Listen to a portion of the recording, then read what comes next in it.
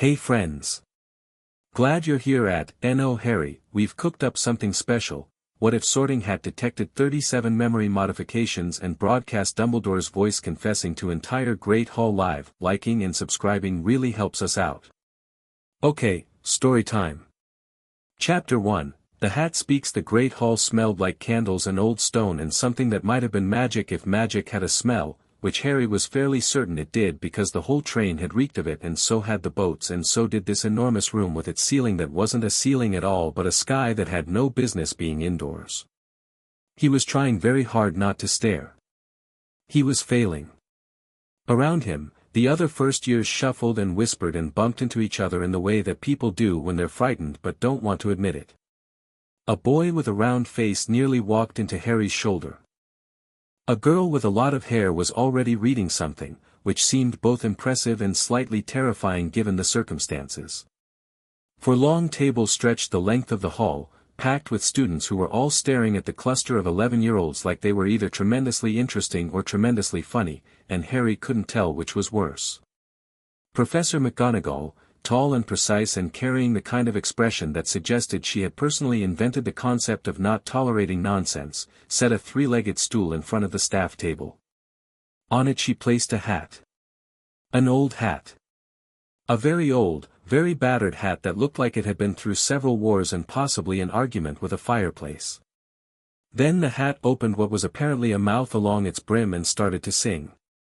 Harry listened to the song and understood maybe 60% of it and filed the rest under things to ask Hermione about later, because he had already identified Hermione as the person most likely to have answers.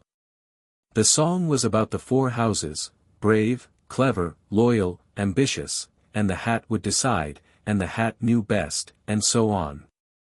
It was a good song. Thorough. The hat finished. The hall applauded. McGonagall unrolled a long scroll. When I call your name, you will come forward, sit on the stool, and place the hat on your head.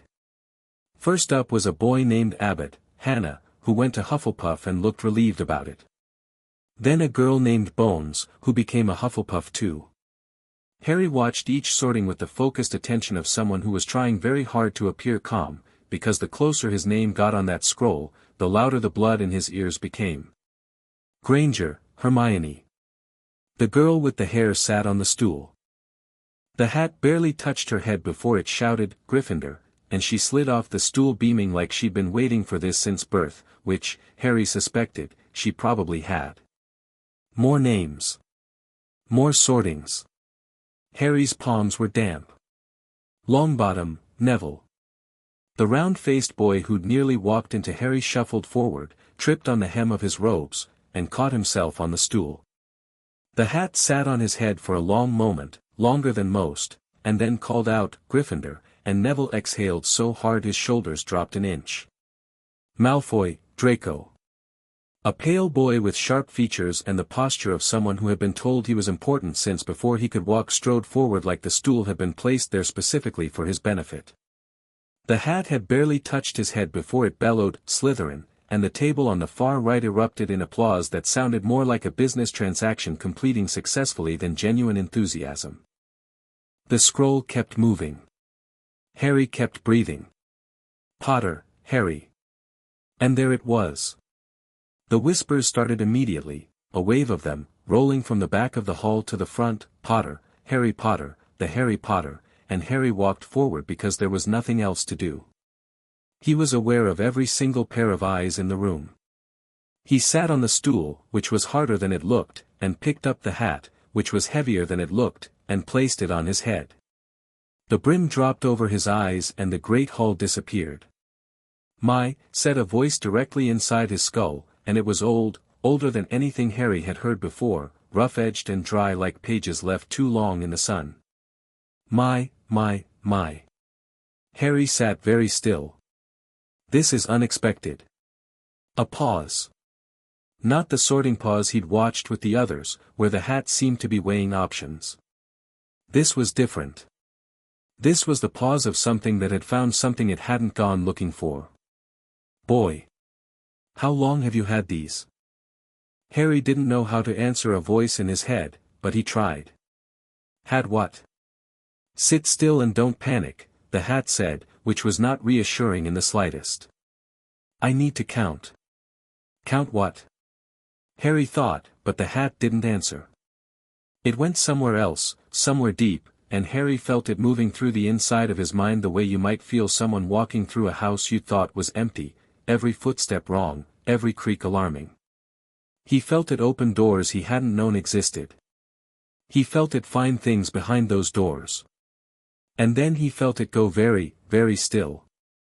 37, the hat said softly. 37 what? Memory modifications. The hat's voice had changed. There was something in it now, not anger exactly, but the thing that precedes anger, the still, cold thing. You have 37 deliberate, targeted memory modifications embedded in your mind, Harry Potter. Layered carefully. Professionally. Some dating back to before you could walk. Harry's hands, resting on his knees below the brim of the hat, had gone cold. Who?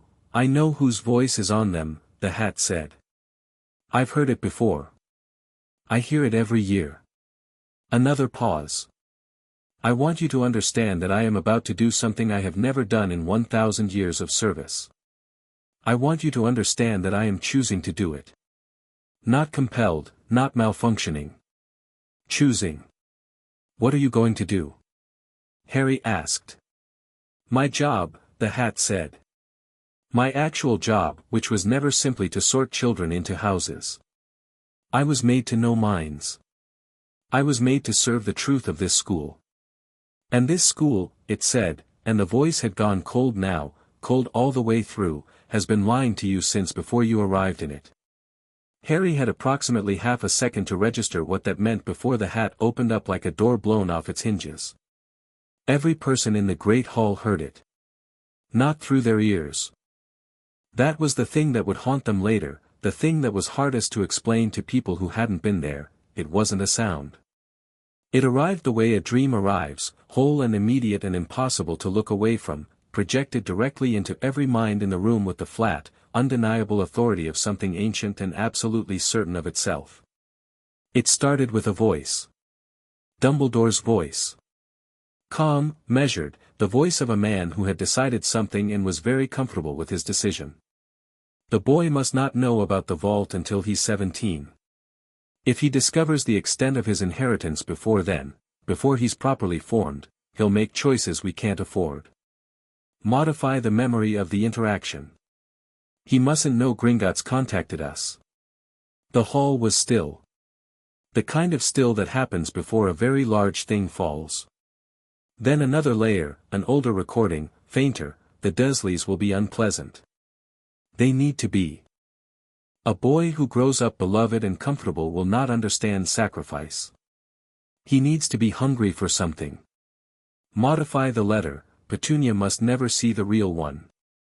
And the boy, soften his instincts toward asking for help. He can't be the kind of child who tells people things. The faintest sound started in the hall, not words yet, just the intake of breath from 290 students and a full staff table, collective and horrified. The hat wasn't done. The scar. He will feel it when Voldemort feels strongly. Don't remove the connection, it's useful. But he mustn't understand it. Layer a confusion modification over his ability to examine his own pain. Standard depth. He's not yet 2, he won't remember. A chair scraped. Hard and sharp somewhere near the Gryffindor table. Suppress the accidental magic incidents, the ones that show power above the expected threshold. We cannot have him arriving at Hogwarts already knowing what he is. The Dursleys will punish some of it naturally, but the more alarming displays need to be quieted. Carefully. He mustn't know he did them. Harry sat very still on the stool with the hat on his head and the brim over his eyes, and he could not see the room but he could feel it. The quality of the silence had changed completely, and silence, he had learned growing up in a house where silence was a survival tool, told you everything about what was coming next. The Longbottom boy, yes, he could also have been chosen. The prophecy allows for either. But Harry is the better tool. He is already damaged. Damage is useful. Modify the record. Remove the alternate interpretation from the archived copy. Neville Longbottom, sitting at the Gryffindor table with his robes slightly askew and his toad clutched in both hands, made a sound that wasn't quite a word. When the time comes, and it will come, because I will make certain it does, Harry must be willing to die. He cannot be willing unless he trusts me completely. The modifications will hold him in a pattern of dependency. He will look for a father figure and I will be there. Every choice I shape will feel, to him, like his own. That is the only way this works. He must choose it, believing he is free. That is the only kindness I can offer him. The last fragment. The most recent one, by the sound of it, cleaner, sharper, clearly laid over the others like a fresh coat of paint on old rot, he arrived with more power than I anticipated. The blocks are holding but there's more there than the prophecy accounted for. Don't remove anything yet. He needs to be functional but not formidable. Not yet. Perhaps not ever, if we're lucky. Adjust the academic resonance modifier. When he reads theory, it should feel less interesting than practical work. We need him impulsive, not analytical. Impulsive children are easier to steer. The hat lifted from Harry's head. Harry blinked in the candlelight. The great hall stared back at him. He'd expected noise. What he got was something worse: total, absolute, cathedral silence, 290 faces locked on him, some open-mouthed, some with tears already tracking silently down, some with the white rigid expression of people experiencing something their minds hadn't found a category for yet. Dumbledore was sitting at the center of the staff table with his hands folded on its surface and his expression utterly unreadable, and he was watching Harry with those blue eyes that had always, in every photograph Harry had ever seen, looked kind. They didn't look kind right now. They looked calculating. Harry looked back at him.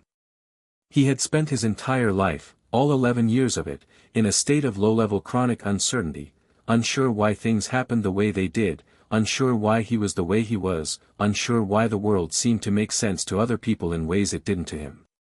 He'd thought it was him. He'd thought the problem, whatever it was, lived inside of him. Sitting on the stool in the great hall with 300 people staring at him in horrified silence, Harry Potter felt, for the first time in his life, the specific sensation of a thing clicking into place. It wasn't relief. It was something colder and cleaner than relief. It was understanding. Well, Harry said. His voice came out steady.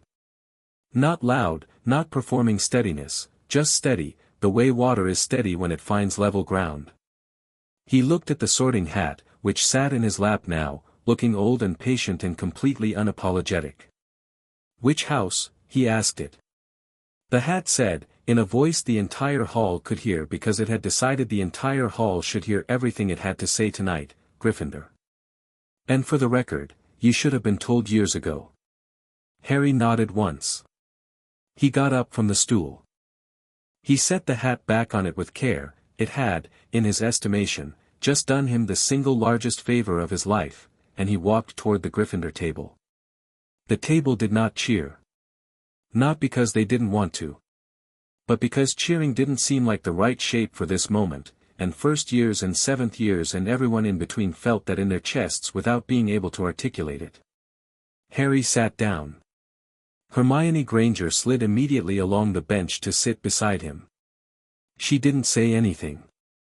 She just sat there with her hands in her lap and her jaw tight and her eyes very bright, and it was the most company Harry had ever felt in a room full of people. Across the table, Neville Longbottom was staring at nothing. His toad, Trevor, had escaped again. He didn't seem to notice. McGonagall was standing at the front of the hall with the scroll in her hands and she had not moved since the second fragment played and she had not looked at Dumbledore and the reason she had not looked at Dumbledore, Harry suspected, was because if she looked at Dumbledore she would have to immediately decide what to do about what she was feeling, and she hadn't gotten there yet. The remaining first years had, variously, burst into tears, 2 of them, grabbed each other's hands, 3, and stood in a frozen clump that had shuffled incrementally backward as though the stool might do it again, the rest. They were 11. They hadn't signed up for this. Dumbledore rose from his chair. The sound of the chair legs was very loud. "Children," he said. His voice was, Harry noted, completely steady.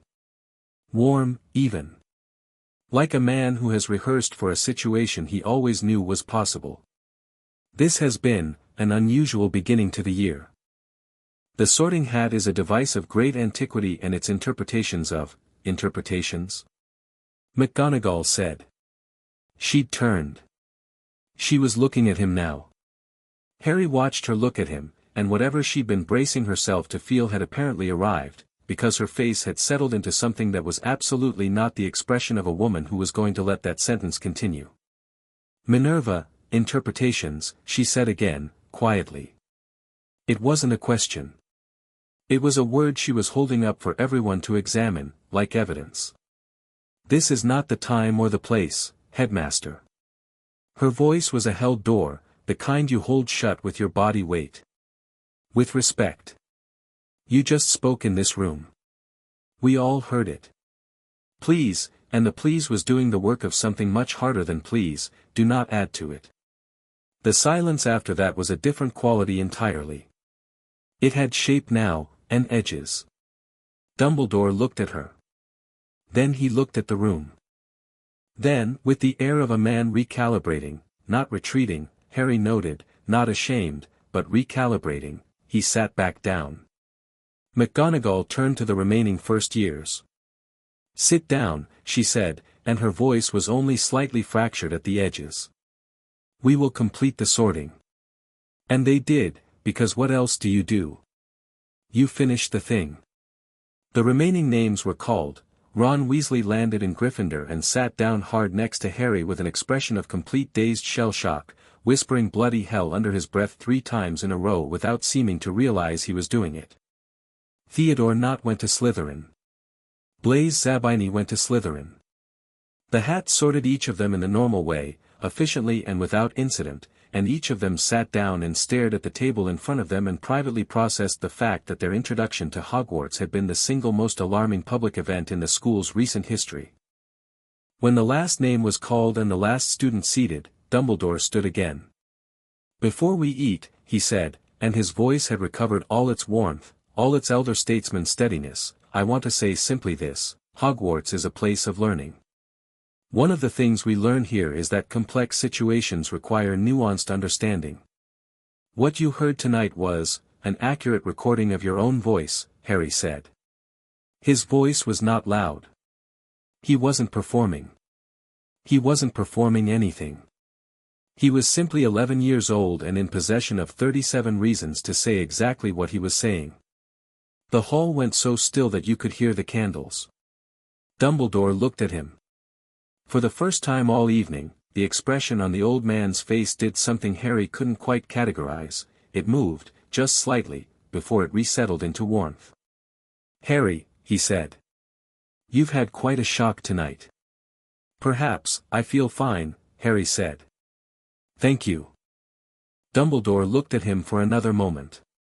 And then, in a move Harry filed away and would think about many times over the coming weeks, Dumbledore smiled. It was a genuine smile. That was the thing. It reached the eyes and everything. And somehow that was the worst part. "Let us eat," Dumbledore said, and the plates filled. Nobody ate very much. The Gryffindor table operated in hushed, fractured conversations. The older students bent toward each other with their voices low and their eyes kept flicking toward the staff table, toward Dumbledore, who ate his supper with every appearance of a man who had nothing particular on his mind. Harry ate his food. It was extraordinary food, the best he'd ever had, which wasn't a high bar, but he wasn't thinking about the food. He was sitting very still and being very quiet and running, inside his head, a rapid and methodical inventory of everything he now knew had been taken from him. Hermione sat beside him. After about 5 minutes of silence she said, very quietly, "The legal implications alone." "Yeah," Harry said. "Memory modification without consent is a serious crime. I read about it in a history of magic. The Wisengamot has a section specifically." "I know," Harry said, which wasn't true. He hadn't read a history of magic yet, but he understood what she was pointing at, which was the same thing he was pointing at internally, which was, there are structures for this, and those structures can be used, and I need to figure out how to use them before Dumbledore does. Ron was on his other side, still looking mildly concussed. Are you all right? Harry considered the question honestly. Yes, he said. I think I'm actually quite all right. Ron looked at him like this was the strangest part of the whole evening, which was saying something. Neville sat directly across from Harry, and he hadn't touched his plate, and he was looking at the staff table with an expression that Harry recognized only because he'd worn it himself. It was the face of someone who has just understood something they'd been trying not to understand for a very long time. Neville, Harry said. Neville looked at him. His eyes were dry but only through significant effort. They mentioned your parents, Harry said, because Neville deserved to have it acknowledged, not danced around. I know, Neville said. He swallowed. The prophecy. The alternate interpretation. He paused. I always wondered why, everyone always said it might have been me. But I thought that was just. Talk. He looked down at his plate. He removed the evidence. So that it would have to be you. So I could be the better tool, Harry said. He kept his voice even. Neville looked up at him sharply. He said it, Harry said. He called me a tool. I'm not going to pretend he didn't. He picked up his fork. But I think there's a difference between what he intended me to be and what I'm going to be. And I'd like to figure out what that second thing looks like. Hermione made a small sound beside him. Not quite a laugh but something adjacent to one, the sound of someone who has just recalibrated their opinion of a person significantly upward. Me too, said Neville, and he picked up his fork as well. After supper the prefects shepherded the Gryffindor first years up through the castle, through staircases that moved and portraits that watched them and corridors that seemed to reorganize when your back was turned, and Harry walked through all of it without really seeing it. He was somewhere behind his own eyes, thinking. The Gryffindor common room was warm and red and cluttered with students, and Percy Weasley, Ron's brother, a prefect, clearly trying to maintain authority over a situation that had completely outpaced the concept of prefect authority, gave them the password and the rules and the general orientation while a significant portion of the assembled Gryffindors sat in shell-shocked clusters and talked about what had happened in the hall. The hat played it out loud, 37 modifications, did you hear that? He's 11, how is he that calm? Did you see Dumbledore's face when he said, McGonagall looked like she was going to? Harry climbed the stairs to the first-year boys' dormitory and sat on the bed that had his name on the trunk at the end of it and looked at the stone ceiling. Outside the round window the Scottish sky was very dark and very clear, and he could see stars. Ron came in and sat on the bed next to his and was quiet for a minute. I'm sorry, Ron said finally. About all of it. Don't be, Harry said. You didn't do it. No, but. Still. Ron picked at a loose thread on his bedspread. My mum always said Dumbledore was, everyone says he's the greatest wizard alive. Everyone says he's good. Maybe he thinks he is, Harry said. Ron looked at him. That's almost worse, Ron said. Yeah, Harry agreed. Almost. Neville came in last, and he sat on his bed and reached into his trunk for a photograph, his parents, Harry assumed, though Harry didn't ask, and he looked at it for a while. Then he put it away and lay down and stared at the ceiling the same way Harry was doing. None of them slept for a very long time. Harry lay in the dark and did something he'd been doing, in various forms, for years without knowing it was a skill. He organized. He was good at this. Turns out, that was apparently natural talent that had been deliberately suppressed, but it was still there, and it felt like finding a room in the house you'd grown up in that you'd never been allowed to open. He organized what he knew. 1. He had been modified 37 times. The modifications had been placed at various points throughout his childhood, some before he could walk. They were targeted, professional, and deliberate. 2. The voice on them was Dumbledore's. The hat had no reason to lie. The hat had, in fact, gone out of its way to broadcast the truth at significant institutional cost to itself, which meant the hat had decided the truth was worth more than its comfortable place in the existing order. He thought about the hat. He'd like to talk to it again, he decided. He suspected it had more to say. 3. Neville had been removed from the running for the prophecy. The record had been altered. This meant the prophecy itself, the thing Dumbledore had apparently been organizing his entire life around, had been shaped by Dumbledore's choices, not by fate. 4. His vault had been mentioned. Gringotts had contacted them, Dumbledore, about Harry's inheritance, and Dumbledore had prevented Harry from knowing. Which meant there was a vault. Which meant there was an inheritance. Which meant there was probably quite a lot of money and possibly quite a lot of other things that were legally Harry's and that Harry had been systematically kept away from. 5. His magical power had been assessed as exceeding expectations, and had been actively blocked. The modifications had been intended to prevent him from being analytical, from being formidable, from being anything other than impulsive and trusting and easy to steer. He felt something shift in his chest when he thought about that one. Not anger exactly, anger felt too hot for what this was. It was colder. It was the sensation of looking at an architecture you'd been inside your whole life and realizing for the first time that you'd been in a cage. The cage was beautifully built. He'd grant it that. He was still in it, technically. But the door was open now. It had been opened by a 1,000-year-old hat who'd decided that one year, one particular night, the truth was more important than tradition, and Harry found himself profoundly grateful for that decision. He would need to be careful. Dumbledore was, whatever else he was, extraordinarily intelligent and exceptionally experienced and completely convinced of his own rightness, which made him more dangerous than a man who knew he was wrong. He would have a plan for this. He'd had 37 plans for Harry already. Harry would need to be faster. He turned onto his side and finally, somewhere in the small hours of the morning, the ceiling stopped spinning and he began to sleep. His last conscious thought was a specific, quiet, almost peaceful certainty. He was going to find every single thing that had been taken from him. And Albus Dumbledore was going to watch him do it. Down the corridor, behind the door of the head's private staircase, Professor McGonagall sat at her desk with a glass of scotch she hadn't touched and a letter she'd started 6 times and abandoned each time at the salutation. Albus, the most recent one, began. Nothing after that. She knew what she wanted to say. She'd been teaching for decades. She'd watched students come and go and she'd watched Harry Potter arrive tonight, small and thin and underfed. If she was honest, she'd noticed that the moment he walked through the door, and she'd thought, the way she always thought at the start of a new year, this one matters, I'll watch out for this one. And then the hat had spoken.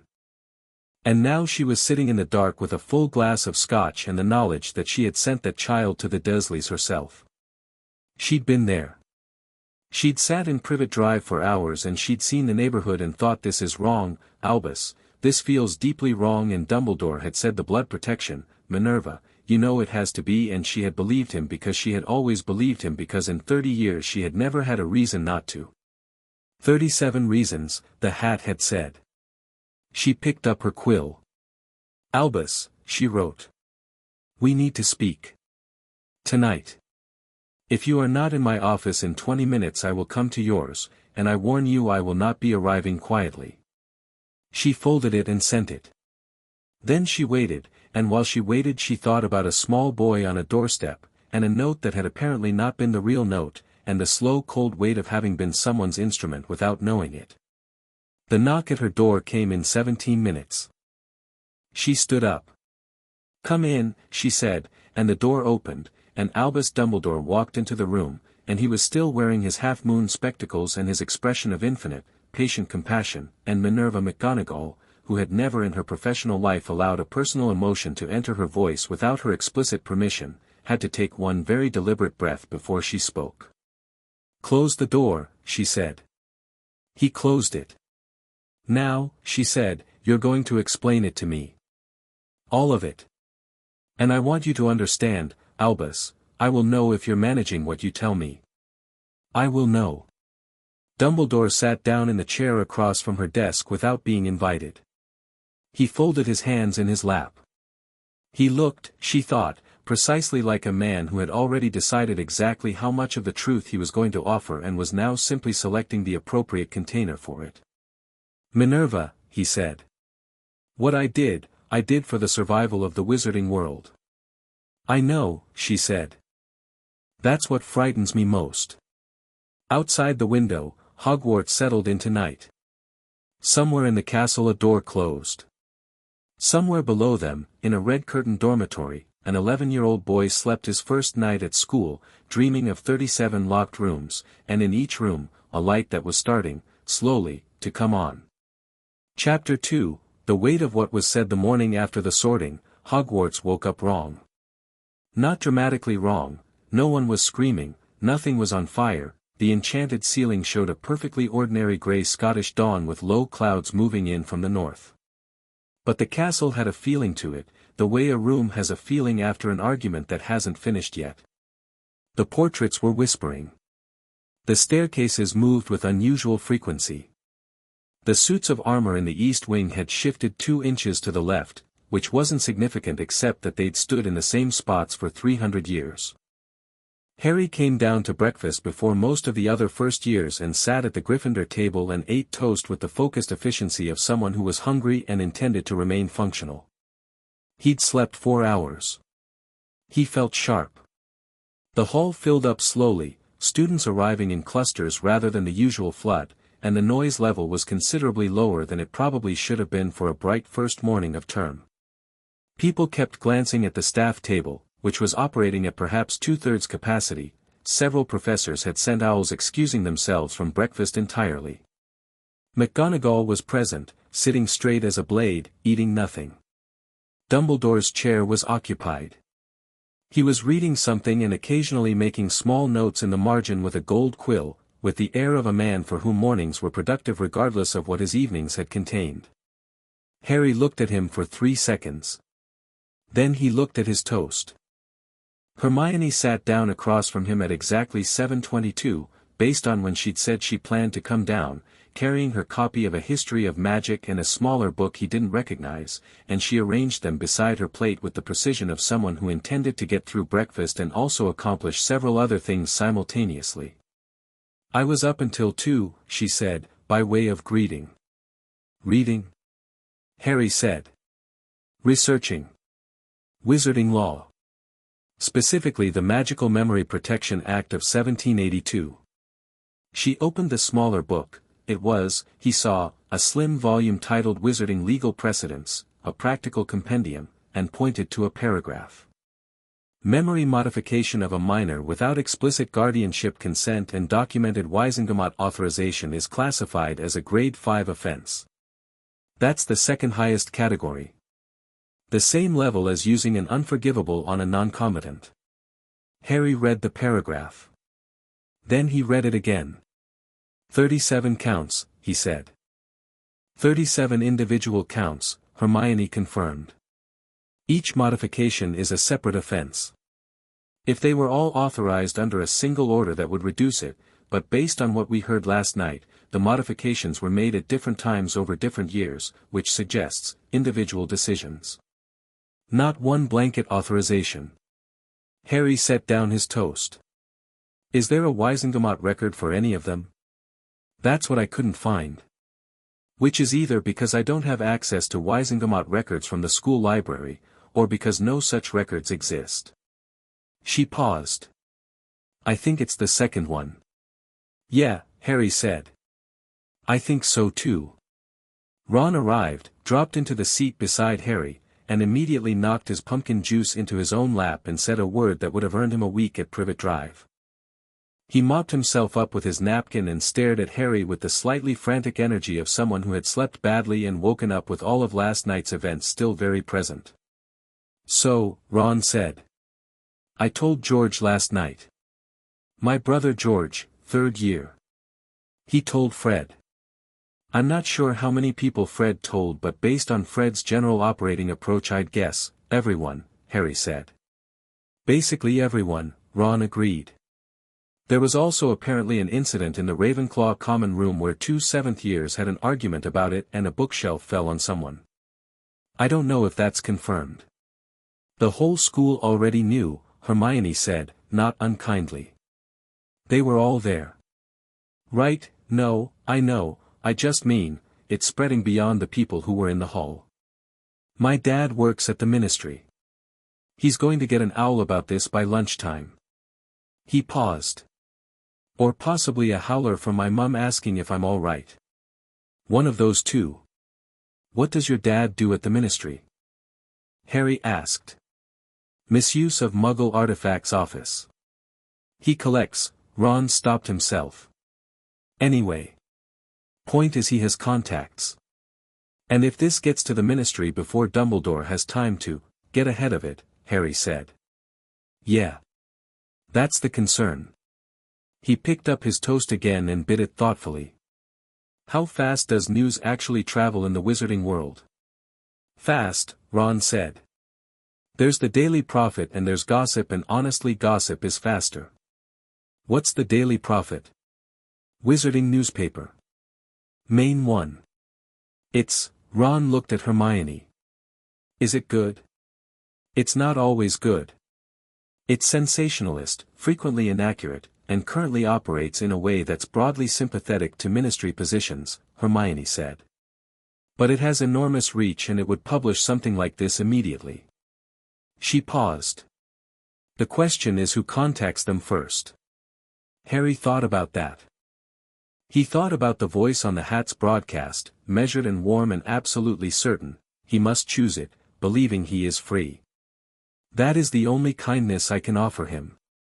He thought about Dumbledore at the staff table, reading and making notes, 20 feet away, already writing the version of events he intended everyone to believe. I need parchment, Harry said. Now. Ron said. After breakfast, Harry said. And I need to know where to buy it, because I haven't been to the school supply shop yet. There's a supply of basic parchment in the common room, Hermione said. For students who run out. Top left drawer of the cabinet by the fire. Harry nodded. He finished his breakfast with focus and intent, and when the post owls arrived in a great rustling wave through the high windows he watched the letters fall and thought, I need my own owl. That was going on the list. The list was getting long. He didn't make it to the parchment before the first interruption. He was crossing the entrance hall after breakfast, Hermione 2 steps behind him discussing the appropriate format for a formal Wisengamot inquiry, when someone called his name. He turned. A 7th-year Slytherin. Tall, with the kind of face that suggested he'd been head boy in a previous life or at least believed he should have been. Behind him, 2 others who had the posture of people accustomed to standing behind someone important. Potter, the boy said. Adrian Pusey. I just want to say, for what it's worth, some of us in Slytherin don't think what happened last night was all right. Harry looked at him. Thank you, he said, and meant it, because an ally in Slytherin was not nothing, and he had absolutely no interest in treating an extended olive branch like a threat just because of which table it came from. Pusey looked slightly surprised to have received a genuine response. There are families, several families, in my house, who have been dealing with Dumbledore's particular approach to arranging outcomes for years. He has a habit of positioning things so that, he paused, choosing words carefully, so that the results align with what he wanted and someone else is holding the responsibility. I know, Harry said. I'm beginning to understand that quite well. Pusey studied him for a moment. He was 17, Harry was 11, and the power differential was enormous and also completely irrelevant because something in last night had leveled something. If you need information about how the Wisengamot operates, Pusey said, ask Marcus Flint. His family's been in those halls for 4 generations. He's prickly, but he's knowledgeable. A beat. Don't mention I said so. Harry nodded once. Pusey nodded back, and walked away with his 2 associates, and Hermione made a small thoughtful sound. That was unexpected, she said. The enemy of my enemy, Harry said, and started moving again. That's a very pragmatic way to think about it. I spent 10 years at the Dursleys, Harry said. Pragmatic is how I survived. The first year schedule arrived at breakfast, a folded parchment tucked under each student's plate, and informed Harry that he had transfiguration first, followed by double potions. He attended both with the alert, focused attention of someone who has recently learned that his relationship with education has been deliberately complicated and intends to find out what he's actually capable of. Transfiguration was with Professor McGonagall, who walked into the classroom before anyone else arrived and stood at the board with the kind of precise energy that meant she'd been moving since before dawn. She transformed her desk into a pig and back into a desk, which was genuinely impressive, and then assigned them the task of transfiguring a match into a needle. Harry picked up his match, looked at it, turned it over in his fingers, and thought about what Dumbledore had said on the Hat's broadcast: adjust the academic resonance modifier, when he reads theory it should feel less interesting than practical work. He thought about all the times he'd felt his attention slide away from books and toward action without being able to explain why. He thought about whether that was still happening. He picked up his wand. The match turned into a needle on the second try. Clean silver, sharp point, exactly right. McGonagall stopped in front of his desk and looked at it for a moment without speaking. Then she said, very quietly, "Well done, Mr. Potter," and moved on, but she paused at the end of the row and looked back at him with an expression that had several layers to it, none of which were simple. Hermione got hers on the fourth try and looked pleased. Ron was still on the match. Neville's had gone a silver color but retained its shape, which McGonagall said was actually better progress than usual for a first attempt. After class, walking to the dungeons for potions, Ron said, "Yours literally you just looked at it and, I tried," Harry said. "That's not what trying looks like," Ron said. "Trying looks like what I was doing. What you did was something else." "Maybe the blocks are coming off," Hermione said, in her most carefully academic voice, as though she were discussing a theoretical phenomenon rather than something that had happened to her friend's brain. "Maybe," Harry said. The thing was, he could feel it, something like the sensation of stepping out of a building into cold air, a sharpness, an increased definition to the edges of things.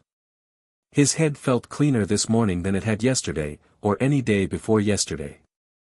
He didn't know if that was the Hat's intervention or simply the effect of understanding what had been done to him, but either way he wasn't going to let it pass unexplored. Potions was in the dungeons, and Snape arrived like weather. He walked in and the temperature of the room dropped and he stood at the front with his robes settling around him and his dark eyes moving slowly over the assembled first years with an expression of comprehensive unimpressedness. "You are here," Snape said, "to learn the subtle science and exact art of potion making. There will be no foolish wand-waving in this classroom. Intelligence is required. Precision is required. Patience is required." He paused. He looked directly at Harry. "Potter. Our new celebrity." The room waited. "Tell me," Snape said, the voice smooth and cold as a corridor at midnight, "what would I get if I added powdered root of asphodel to an infusion of wormwood?" Harry looked at him steadily.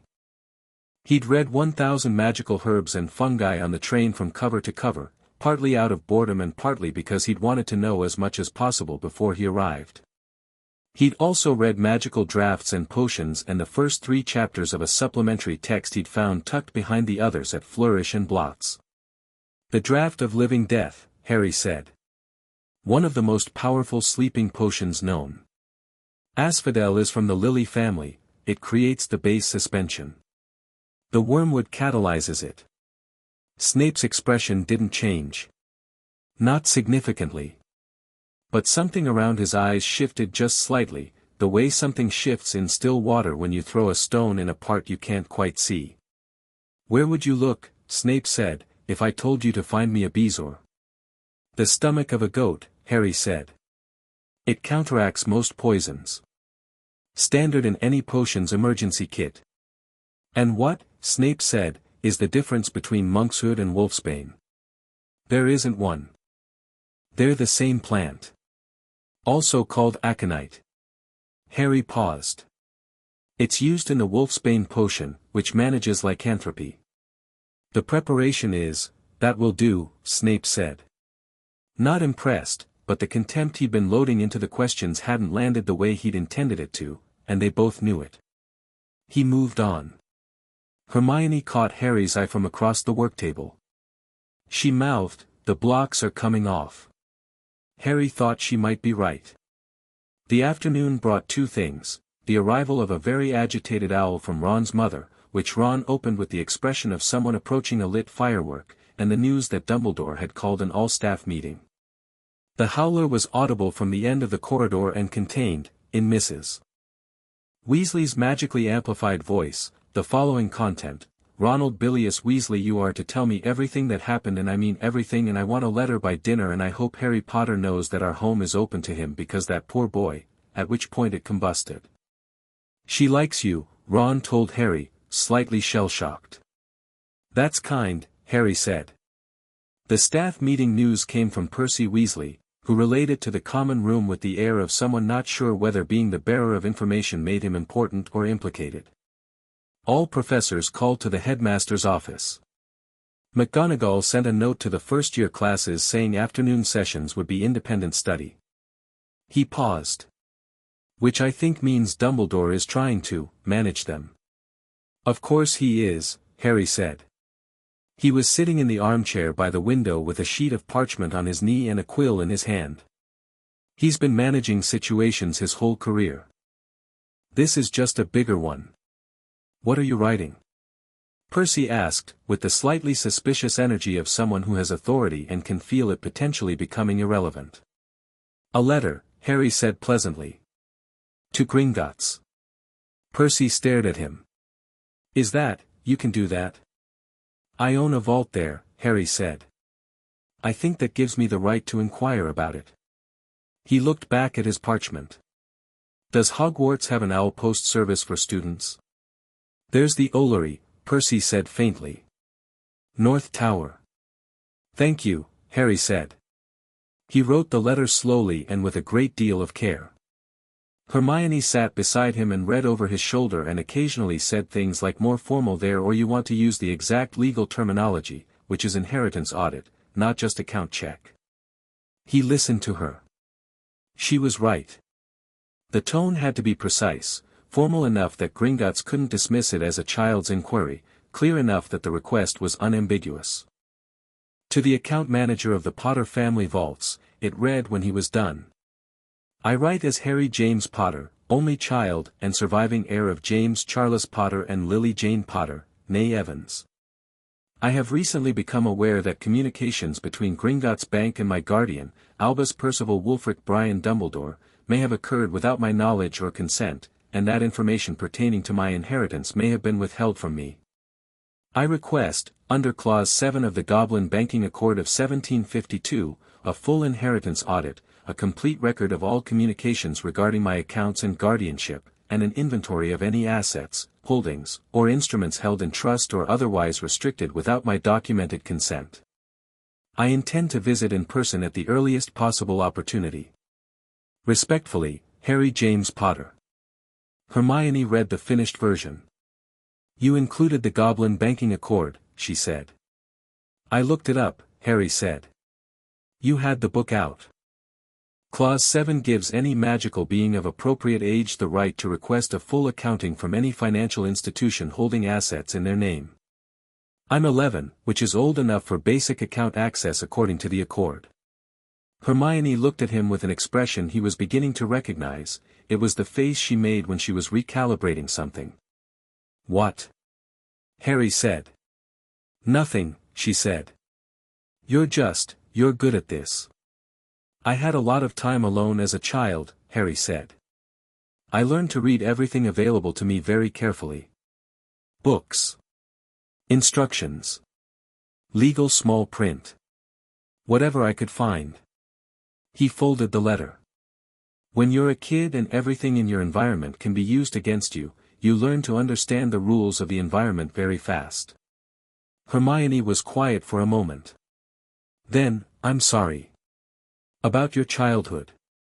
"I'm sorry about the modifications," Harry said.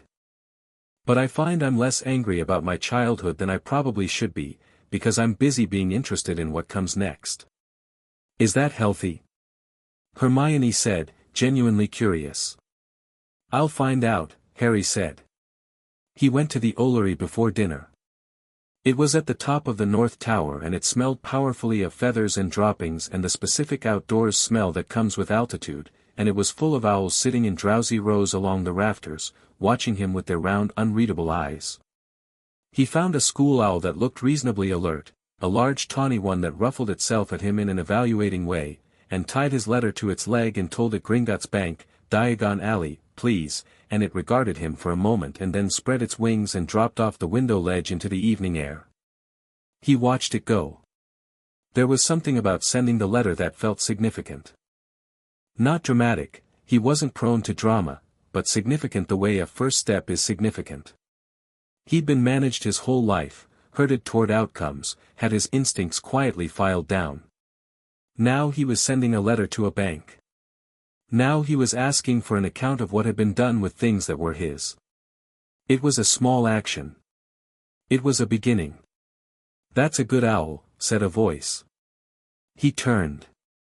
Sitting on the window ledge, feet dangling over a significant drop, was a girl he didn't recognize, 4th or 5th year, he thought, with very dirty blonde hair and large silvery eyes and a necklace of what appeared to be cork.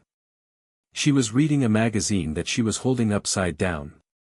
He's reliable, she said, apparently about the owl. He delivered a letter for me to Sweden once. Took 11 days but he got there. She turned a page of the upside-down magazine. You're Harry Potter. Yes, Harry said. I'm Luna Lovegood, she said. She said it with the ease of someone who has no particular concerns about how the name will land. I was in the hall last night. I was at the Ravenclaw table. She paused. The hat was right to do what it did. Some things want to be said. I think so too, Harry said. Luna turned another page. People are frightened, she said. Not of you. Or not only of you. They're frightened because if Dumbledore did this to you, then they have to consider whether other things they believe are also arrangements. It's uncomfortable. She glanced at him with those pale eyes. You don't seem frightened. I'm not, Harry said. Good, Luna said simply. She went back to her magazine. The Raxperts are particularly thick around the headmaster's office tonight. Which is interesting because they gather when someone is working very hard to believe something that isn't true. Harry looked at the darkening sky. What do you know about Wisengamot procedure? He asked. It wasn't the most logical question but she just demonstrated knowledge of Swedish owl delivery routes and he found he was curious what else she knew. More than most, Luna said. My father is Xenophilius Lovegood. He publishes the Quibbler. He covers ministry proceedings when no one else will. She tilted her head. He'd want to know about last night. He already knows, I expect, but he'd want to write about it. Harry filed that away. Is the Quibbler credible? Not traditionally, Luna said cheerfully. But it will be, for this. Because my father will print exactly what happened exactly as it happened, with no management at all, and in times when the managed version is what everyone else is printing, the unmanaged version becomes the credible one. Harry thought about that. Tell him, Harry said. If you're writing to him. Tell him I'll give him a formal statement if he wants one. The full version. Luna smiled. It was a gentle smile, completely genuine. He'll be very pleased, she said, and went back to her magazine. Dinner was louder than breakfast. Something had shifted during the day, the shell shock of the night before had passed and what came after it, as it always does, was opinion. The great hall buzzed with it. Harry caught fragments as he walked to his table. Dumbledore said in a statement that the hat was malfunctioning, and, my mum wrote and she said there's already talk at the ministry, and, Slytherin kid told his parents, his dad is on the Wisengamot, and, someone said it's already in the evening edition of the Prophet. He sat down. Percy was 2 seats away and immediately leaned in. Dumbledore issued a public statement this afternoon, Percy said, with the particular weight of someone sharing news they believe to be important and slightly alarming. I got it from the prefect notice board. He says the hat malfunctioned. That it experienced some kind of echo, replaying sounds from past ceremonies. That what was heard was taken out of context. Out of context, Hermione said flatly. Which part of "the boy must be willing to die" was contextual? Percy had the grace to look uncomfortable. He also says, Percy continued, that he has made arrangements to have the hat examined by experts from the Department of Mysteries, who will apparently confirm the malfunction theory. Harry ate his soup. The hat didn't malfunction, he said. I know, Percy said. Percy, Harry said, you're a prefect and you want to follow the rules, which is a reasonable thing. I respect it. But the rule you're being asked to follow tonight is the one that says the person who made the rules gets to explain away breaking them. And that's not a rule. That's a protection racket. Percy opened and closed his mouth twice. Think about it, Harry said. He wasn't harsh about it. He genuinely meant to think about it literally. Percy was not a bad person.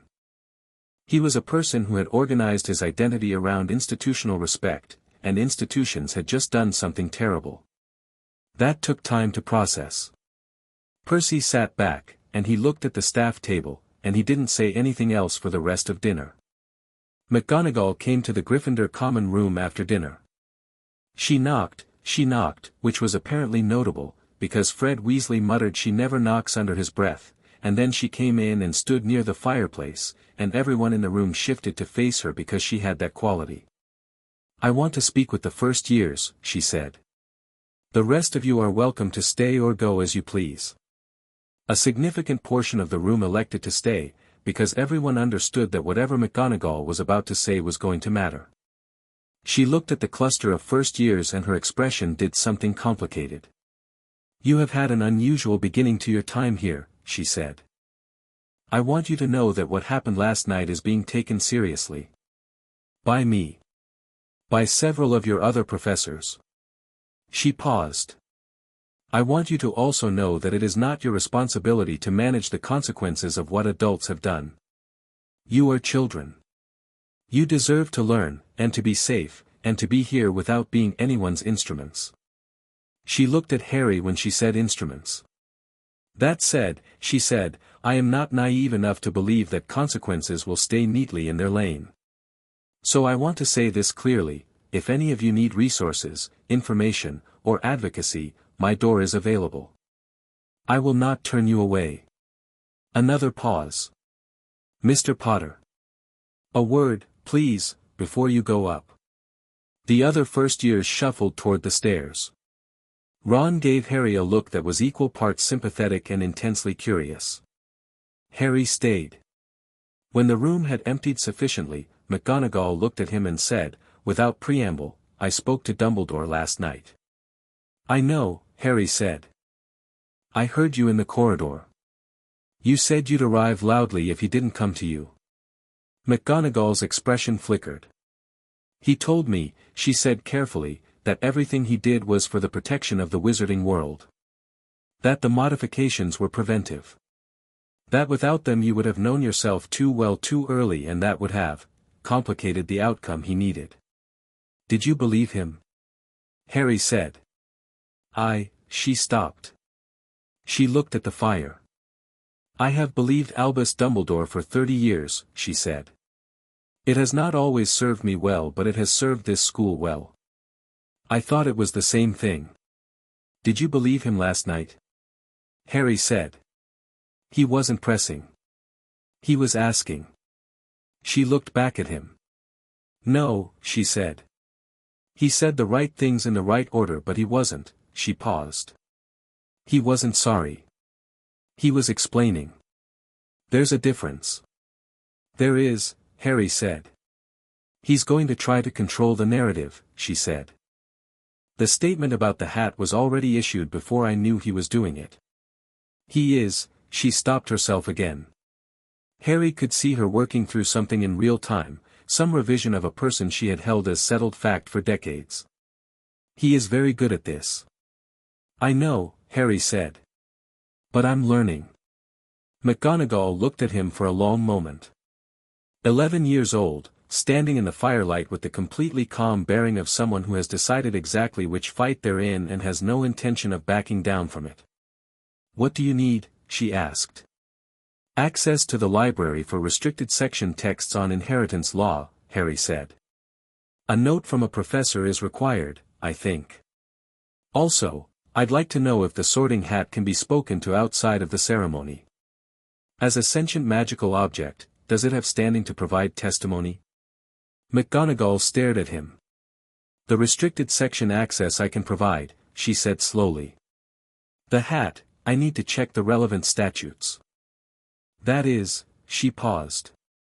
That is actually a very good question. One more thing, Harry said.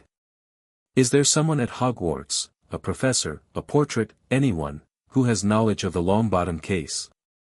Frank and Alice Longbottom's full case file. What happened to them, who was investigated, whether the investigation was complete. I want it for Neville. He deserves to know. McGonagall went very still. Then she said, Phileas Flitwick was a colleague of Frank Longbottom's. He may have, yes. I can arrange that conversation. She looked at him with an expression he couldn't fully name. You've been planning this since this morning. Since about 2 a.m., Harry said honestly. She nodded, once. Good night, Mr. Potter. Good night, Professor. He went up the stairs to the dormitory. Neville was sitting on his bed, awake, with a remembrall in his hands. It glowed faint red, which Harry had already worked out meant Neville was forgetting something, though what it was wasn't clear. I've arranged for you to speak with Professor Flitwick, Harry said. About your parents' case. The full case, not the managed version. Neville looked up. His eyes were red-rimmed. He'd been crying, probably, and had stopped when he heard Harry coming. Why? Neville said. Not how or when. Why? Because he removed you from the prophecy, Harry said.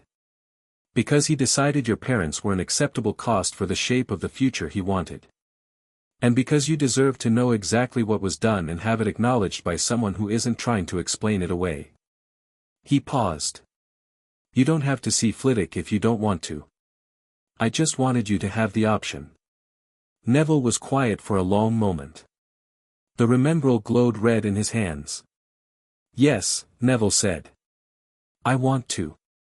Okay, Harry said. He changed into his pajamas and got into bed. Oh, and Neville? Yeah. The remembrall. It's telling you you've forgotten something. Do you know what? Neville frowned at it. It's been doing it since I got it. I can never work out what, I think, Harry said carefully, it might be that someone ensured you'd forget. The same way they ensured I forgot things. He paused. When we talk to Flitwick, we should mention it. Neville stared at the glowing red sphere for a very long time. Okay, he said quietly. Yeah. Let's mention it. They lay in the dark. Down the corridor somewhere, someone was crying very quietly. Harry thought it might be Dean Thomas, who had sat beside Neville at dinner and had gone very silent when Percy relayed Dumbledore's statement about context. Or it might be Seamus. Or it might be no one and he was hearing things. He lay and he thought about Dumbledore's statement. The hat malfunctioned. What was heard was taken out of context. He'd have to be fast. Dumbledore was already writing the story. Harry needed to get to the sources before the story was finished being written, Gringotts, the Wisengamot, the people who'd been there when things happened. He needed evidence that existed independently of the hat's testimony, because the hat was already being delegitimized. He needed Sirius Black. The thought arrived fully formed, like a door he'd always known was there suddenly becoming visible. His godfather. His parents' best friend. Imprisoned in Azkaban for a crime Harry was, based on everything he now knew about how Dumbledore operated, no longer certain he'd committed. Dumbledore had arranged so many things. Sirius Black in Azkaban was very convenient for a man who needed an 11-year-old to have no one to turn to. Harry stared at the ceiling. He was going to need to be very fast indeed. In the dungeons, Severus Snape sat at his desk and did not mark essays. He was good at pretending to mark essays. He had done it for years in situations where marking essays was not what he was doing. Tonight he sat with the quill in his hand and the essays spread before him and the quill hadn't moved. He was thinking about a voice. He'd heard it broadcast into his mind along with everyone else in the hall, last night. Dumbledore's voice. He'd heard it many times in many contexts, and in many of those contexts it had been giving him instructions that had, in retrospect, served Dumbledore's design more than anyone else's.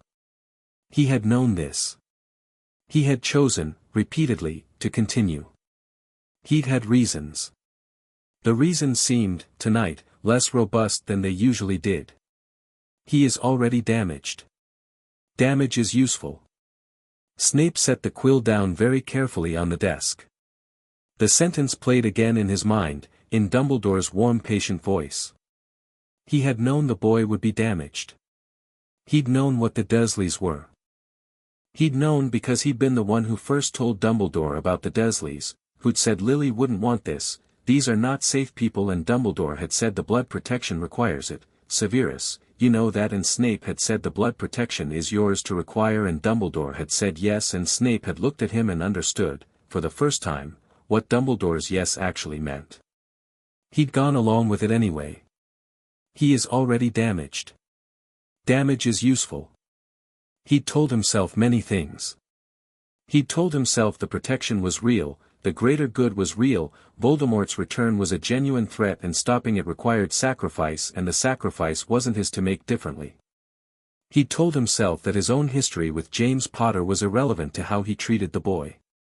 He'd managed, with variable success, to tell himself that while Dumbledore used people he also cared for them. The hat had been very specific about the caring. He must choose it believing he is free. That is the only kindness I can offer him. Snape stood up.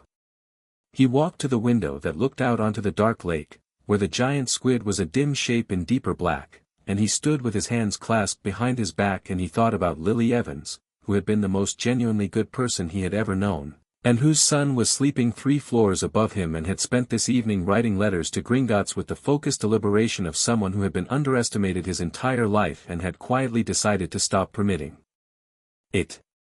He'd seen the look on the boy's face in potions.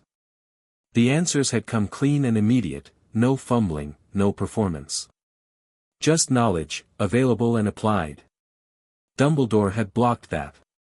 Deliberately. And then sent the boy to potions with Snape, apparently expecting Snape to continue the diminishment. Snape's jaw tightened. He was not going to do that. He wasn't certain what he was going to do. The landscape had changed overnight in ways he needed time to map. But he knew at least what he was not going to do, and that was perhaps more than he'd had yesterday. He went back to his desk. He picked up the quill. He began to write. Not marking. A letter, addressed to someone he hadn't written to in 11 years. Augusta, it began. There are things you deserve to know that I should have told you long before tonight. Chapter 3, Letters in the Dark. The owl came back from Gringotts in less than 24 hours. Harry had expected at least 3 days, maybe a week. He'd been prepared to wait. He was eating breakfast on Thursday morning and watching the post owls come in through the high windows when a distinctly different owl arrived, large, dark brown, almost black, with gold-tipped feathers and the bearing of a creature employed by an institution that took itself extremely seriously. It landed directly in front of him with the precision of something that had been given very specific coordinates, dropped a letter sealed with the Gringotts crest onto his plate, and left without waiting for a treat. Ron stared at it. That was fast. Goblins move quickly when they smell something interesting, Hermione said. She was watching Harry open the letter with the kind of focused attention that meant she was reading it at the same time he was. Harry broke the seal.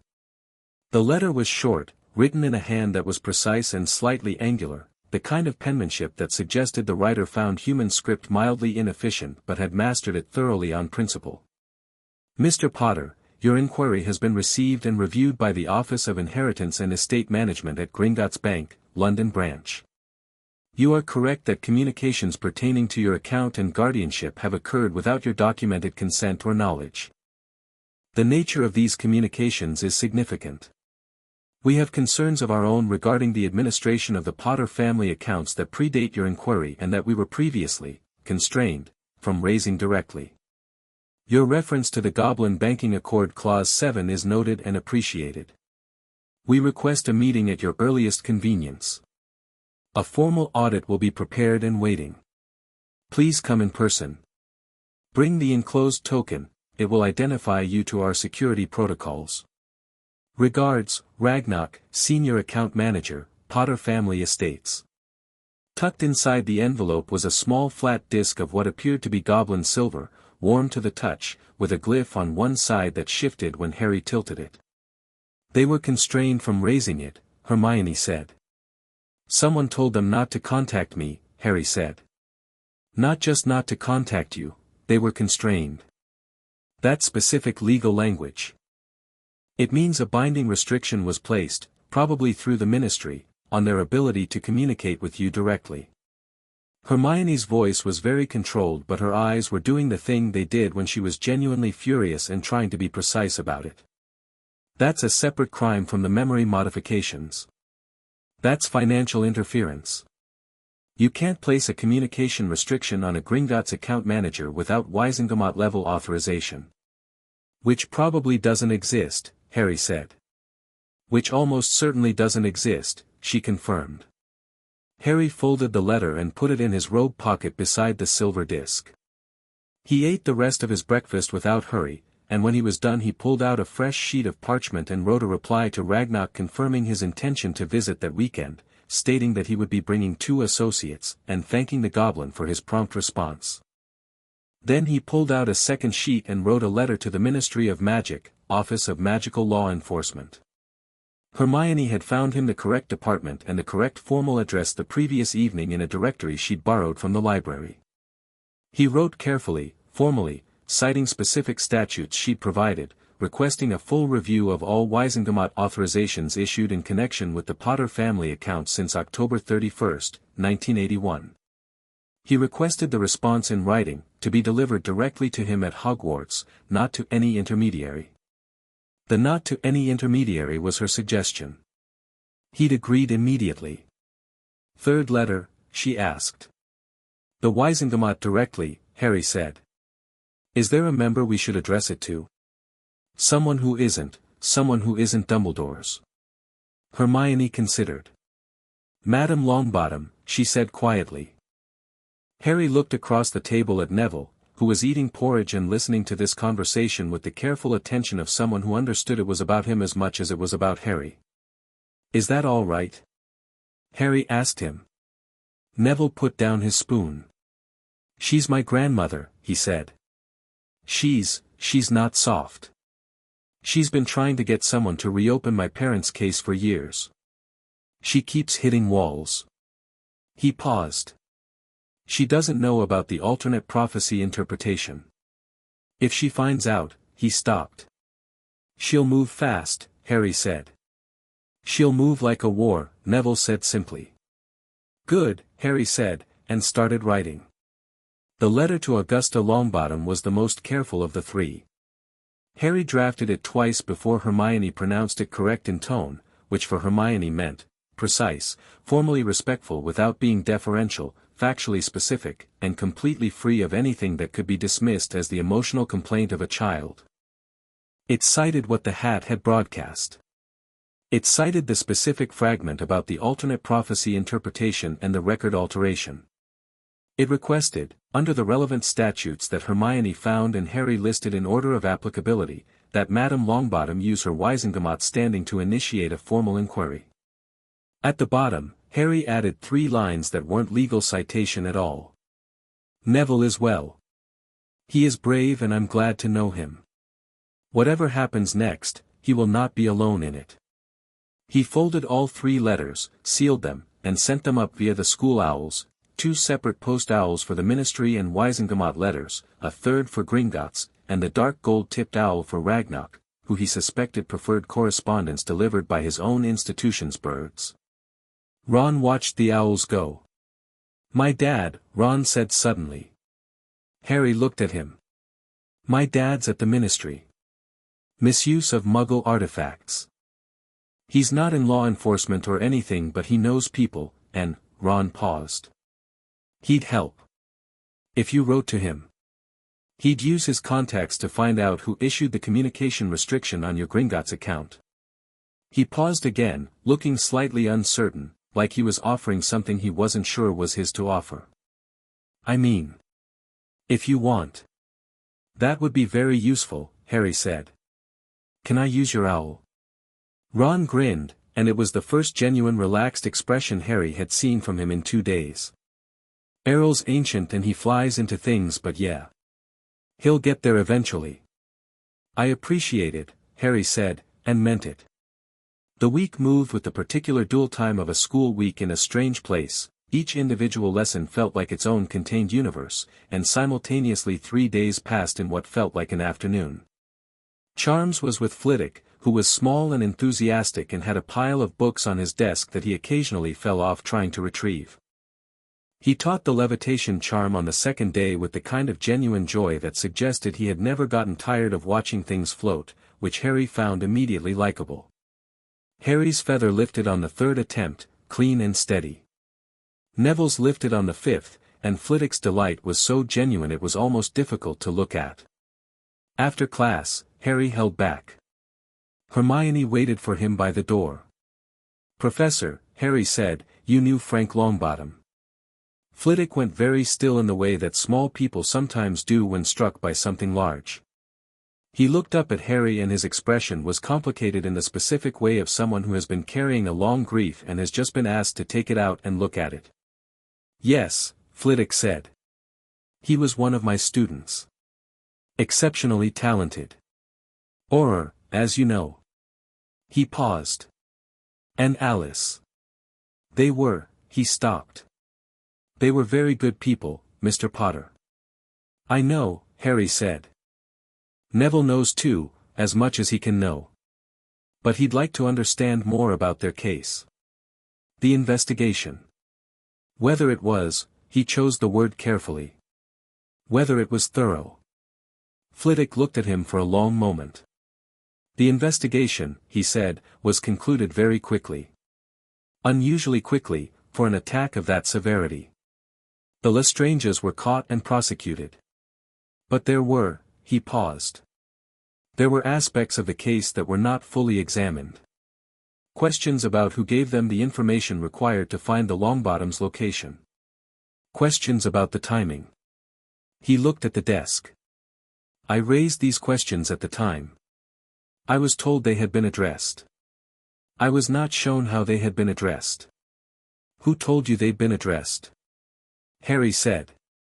Flitwick's eyes met his. "He didn't say the name. He didn't need to." "Would you speak to Neville?" Harry said. "Tell him what you know. He deserves the full version."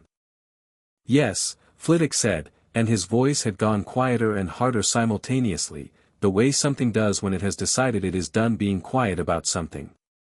"Yes, I'll speak with him. Send him to me this afternoon, if he's willing." "He's willing," Harry said. Neville came back from Flitwick's office at nearly 7 in the evening, an hour after dinner, and he sat down on the common room sofa and stared at the fire for a while without speaking. Harry sat across from him. He didn't say anything either. He'd learned that silence was not the same as pressure. After a while Neville said, "Someone told the Lestranges where my parents were. A source inside the Order of the Phoenix. The investigation was closed before anyone identified who." Flitwick thinks, he thinks the investigation was closed quickly because the person who closed it was the same person who had the source. The fire crackled. "He also told me," Neville said, "that my magical performance at primary assessments, when we're 7, there's a magical assessment, Ministry records it, mine came back much higher than my Hogwarts entry assessment 2 years later. The drop was significant enough that someone should have flagged it for follow-up. Nobody did. He looked at the remembrall on the table beside him. It was glowing red. Nobody did because nobody was supposed to notice. Harry said, "I'm sorry." "Don't be," Neville said, and it was an echo of what Harry had said to Ron, and it was delivered in exactly the same tone, not dismissive, not performing stoicism, just genuine. "I want to know. I'd rather know." He picked up the remembrall. "Flitwick thinks the block on me is lighter than yours. Different technique. Not 37 modifications, probably 3 or 4, targeted at confidence and core access. He thinks they might come off faster." "Do you want them to come off?" Harry asked. Neville looked at him with an expression that was new, not the anxious, self-effacing expression he'd worn since the train, but something under it, something that had been covered up. "Yeah," he said. "I think I do." "Then we'll figure out how," Harry said. Hermione, who had been pretending to read in the armchair to their left, said, "There are documented cases of memory modification reversal in the restricted section. I checked yesterday with the access note McGonagall provided." She paused. "I may have already found 3 relevant texts." Neville looked at her. "You're already researching how to reverse it." "I started researching the morning after the sorting," Hermione said, with absolute no apology in her voice. Neville looked at Harry. Harry shrugged in a way that said, "She does this, it's remarkable, let her." "Thank you," Neville said quietly. To both of them. "One more thing," Harry said. "Your grandmother has a letter. She should have it by now. I sent it Wednesday morning." Neville went very still. "She'll move," Harry said. "You said she would." "She'll move," Neville confirmed. His jaw had set. She's going to be incandescent." "Good," Harry said again, and he meant it more than the first time. Augusta Longbottom received the letter at breakfast on Thursday. She was eating at the table in the dining room of Longbottom House, alone, as she had eaten most meals for 12 years, with the formal settings she maintained not from habit but from the conviction that standards were what you kept when everything else was taken from you. She had Frank's photograph on the sideboard. She always had. She read the letter once. Then she read it again more slowly. Then she set it down on the table very precisely, parallel to the table's edge, and sat for a moment with her hands in her lap. Then she stood up. She went to her writing desk in the study. She pulled out parchment and began writing, and she wrote for 45 minutes without stopping, letters to 7 different members of the Wisengamot, a letter to the Department of Magical Law Enforcement, a letter to the Goblin Liaison Office, and 1 letter to Gringotts marked urgent in 3 places. Then she picked up the letter Harry had sent and reread the last 3 lines. "Neville is well. He is brave and I'm glad to know him. Whatever happens next, he will not be alone in it." Augusta Longbottom, who had not cried in a very long time because she had decided tears were a currency she couldn't afford while there was still work to do, felt something move in her chest. She tucked Harry's letter into the inner pocket of her robes. Then she put on her hat, the one with the stuffed vulture on it, which she wore not because she didn't know it was eccentric but because she was Augusta Longbottom and she would wear whatever she pleased, and she went to the flu. She had appointments to make. Friday afternoon, Harry was in the library. He'd been there most of the previous 2 evenings as well, working through the restricted texts McGonagall had authorized with a focus that felt different from how he'd read before, cleaner, faster, like a gear that had finally found the right engagement. The blocks on his academic resonance, whatever that meant precisely, were apparently continuing to loosen, because theory was no longer the slightly blurred background it had been on the train. It was interesting. It was genuinely, completely interesting, and he found himself furious about that too, not in a way that distracted him, but in a way that made him thorough. He was making notes on inheritance law when the chair across from him was pulled out and occupied without invitation. He looked up. Draco Malfoy sat down, placed both hands flat on the table, and looked at him with an expression that was doing a great deal of work to appear casual. Harry waited. "My father," Malfoy said, "received a letter from the school about the sorting incident." "It wasn't an incident," Harry said. "It was a disclosure." Malfoy's expression flickered. "Fine. The disclosure. My father received a letter and he has thoughts about it." "I imagine a lot of people have thoughts about it," Harry said. "His thoughts are," Malfoy paused. Whatever script he prepared had apparently met the reality of the conversation and found itself insufficient. He started again. "He wants to meet with you. Outside of Dumbledore's knowledge." Harry studied him. Malfoy was 11 and trying to be his father's emissary and was not quite succeeding, which Harry actually respected because it was an honest kind of failure. "Why?" Harry said. "What does your father want from this?" Malfoy's jaw tightened slightly. "He was a Death Eater. Claimed imperious after Voldemort fell. Dumbledore supported his acquittal." He said this with the flat deliberateness of someone reciting something unpleasant but important. If what the Hat played is accurate, the alteration of records, the management of outcomes, then there may be questions about other acquittals. Whether they were genuine. Whether Dumbledore influenced them and why. Harry sat back. "Your father's acquittal might not have been real," he said. "Or it was real but Dumbledore arranged it for leverage." "He wants to know which one," Malfoy said. "And he's prepared to share information in exchange. Information about the other Death Eaters. About Voldemort's operations. About what he knows and what was buried. He'd testify." Harry said. "He'd provide information," Malfoy said carefully. "That's not the same thing." "No," Malfoy admitted. "But it's a start." Harry thought about it. Lucius Malfoy was not a good person by any measure Harry had available. He was a man who had served Voldemort and then bought his way back into respectability, and he did not want justice, he wanted his own security. But information was information, and a man who knew the Death Eater network from the inside could provide things that were useful regardless of his motives for providing them. "Tell him I'll consider it," Harry said. "I'm not promising a meeting. I'm considering it." Malfoy nodded once. He picked his bag up from the floor and then paused. "For what it's worth," he said, in a different voice, younger, less constructed, "what was done to you was wrong. I know he stopped. On the train, forget the train," Harry said. "That was before." Malfoy looked at him. Then nodded again, and left. Harry turned back to his books. He made a note in the margin, "Lucius Malfoy, Leverage DE Network. Testimony potential if agreement negotiated. Handle carefully."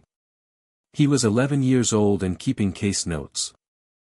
He found, to his own mild surprise, that this felt completely natural. Saturday morning arrived cold and bright, and the Hogwarts Express stood in Hogsmeade Station in its customary red magnificence, and Harry, Hermione, and Neville stood on the platform at 8 in the morning with McGonagall, who had, remarkably, organized day permits for the three of them without being asked. "I assumed you'd need to go to Diagon Alley," she'd said the day before, handing him 3 forms signed in her precise hand. "The permits allow a supervised day trip. I will be accompanying you to Gringotts. After that you have 4 hours before the return train." She was standing now in her traveling cloak with her wand in her sleeve and the expression of a woman who has committed to a course of action and intends to see it through. Harry was glad of her. Not because he needed protection, he was increasingly certain he could manage quite a lot on his own, but because McGonagall's presence said something about institutional backing, about this trip not being something Harry had snuck away to do. It was visible. Intentional. Dumbledore had not been told. Harry knew this because McGonagall had not told him, and because the absence of any attempt to intervene before they left confirmed that Dumbledore's network of information, while impressive, apparently had a gap that covered early Saturday morning trips organized by Scottish women who had decided to stop being managed. The train arrived at King's Cross, they took a ministry-approved flow from a designated departure point in the station to the Leaky Cauldron, and then they were in Diagon Alley, which on a Saturday morning was busy with families and their children and the particular cheerful noise of a high street where the merchandise was enchanted. Hermione walked through it with her notebook already out. Neville looked at everything with the slightly dazed expression of someone who had been to Diagon Alley before but was seeing it differently today, as if the previous visits had been filtered through something that was now going away. Harry walked through it with his hands in his pockets and the specific sensation of a person approaching a confrontation they've been preparing for. Gringotts was white marble and large steps and the kind of architecture that was designed to make you feel small before you'd said a word. Harry walked up the steps without slowing down. Ragnarok was not small. Harry had been prepared, based on descriptions, for a goblin of average height, about 3.5 feet, he'd read, with a long face and clever hands. Ragnarok was at least 4 feet tall, broader than any goblin Harry had seen in the entry hall, and he had the eyes of something that had watched financial empires rise and fall and had found the whole affair instructive. He met them in a private office off the main floor, furnished with dark wood and documents and a single lamp that cast everything in amber. McGonagall sat to Harry's left. Hermione sat to his right with her notebook. Neville sat beside Hermione.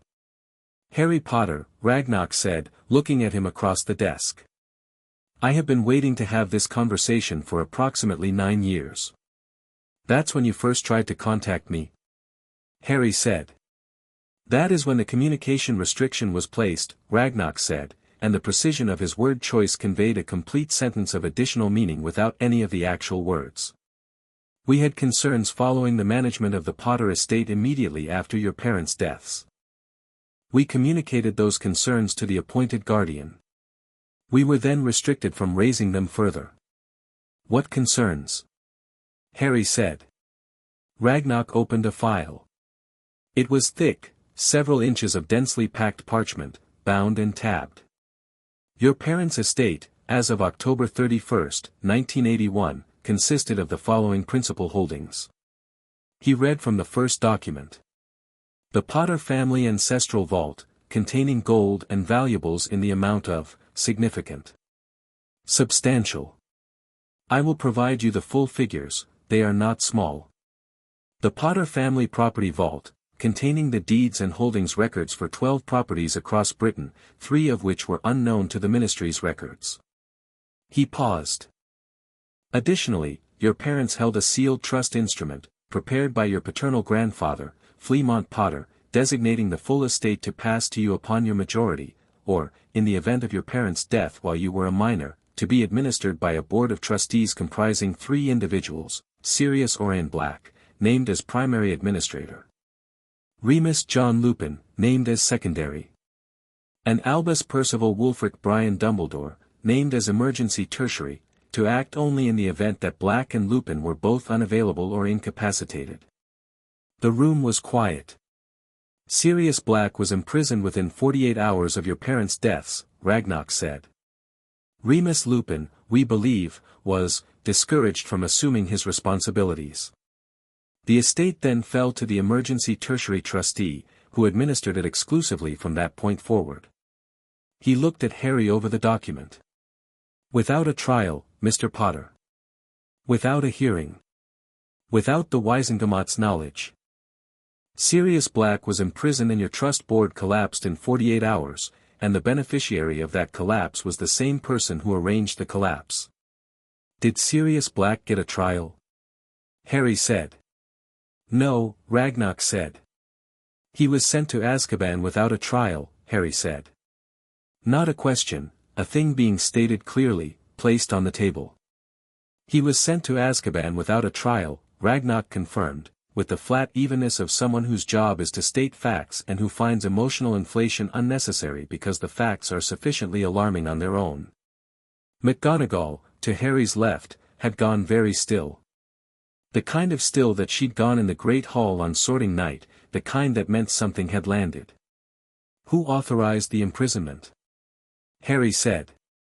"The authorization for emergency containment was signed by the Minister for Magic at the time, Millicent Bagnold, and co-signed as recommending authority by the Chief Warlock of the Wisengamot."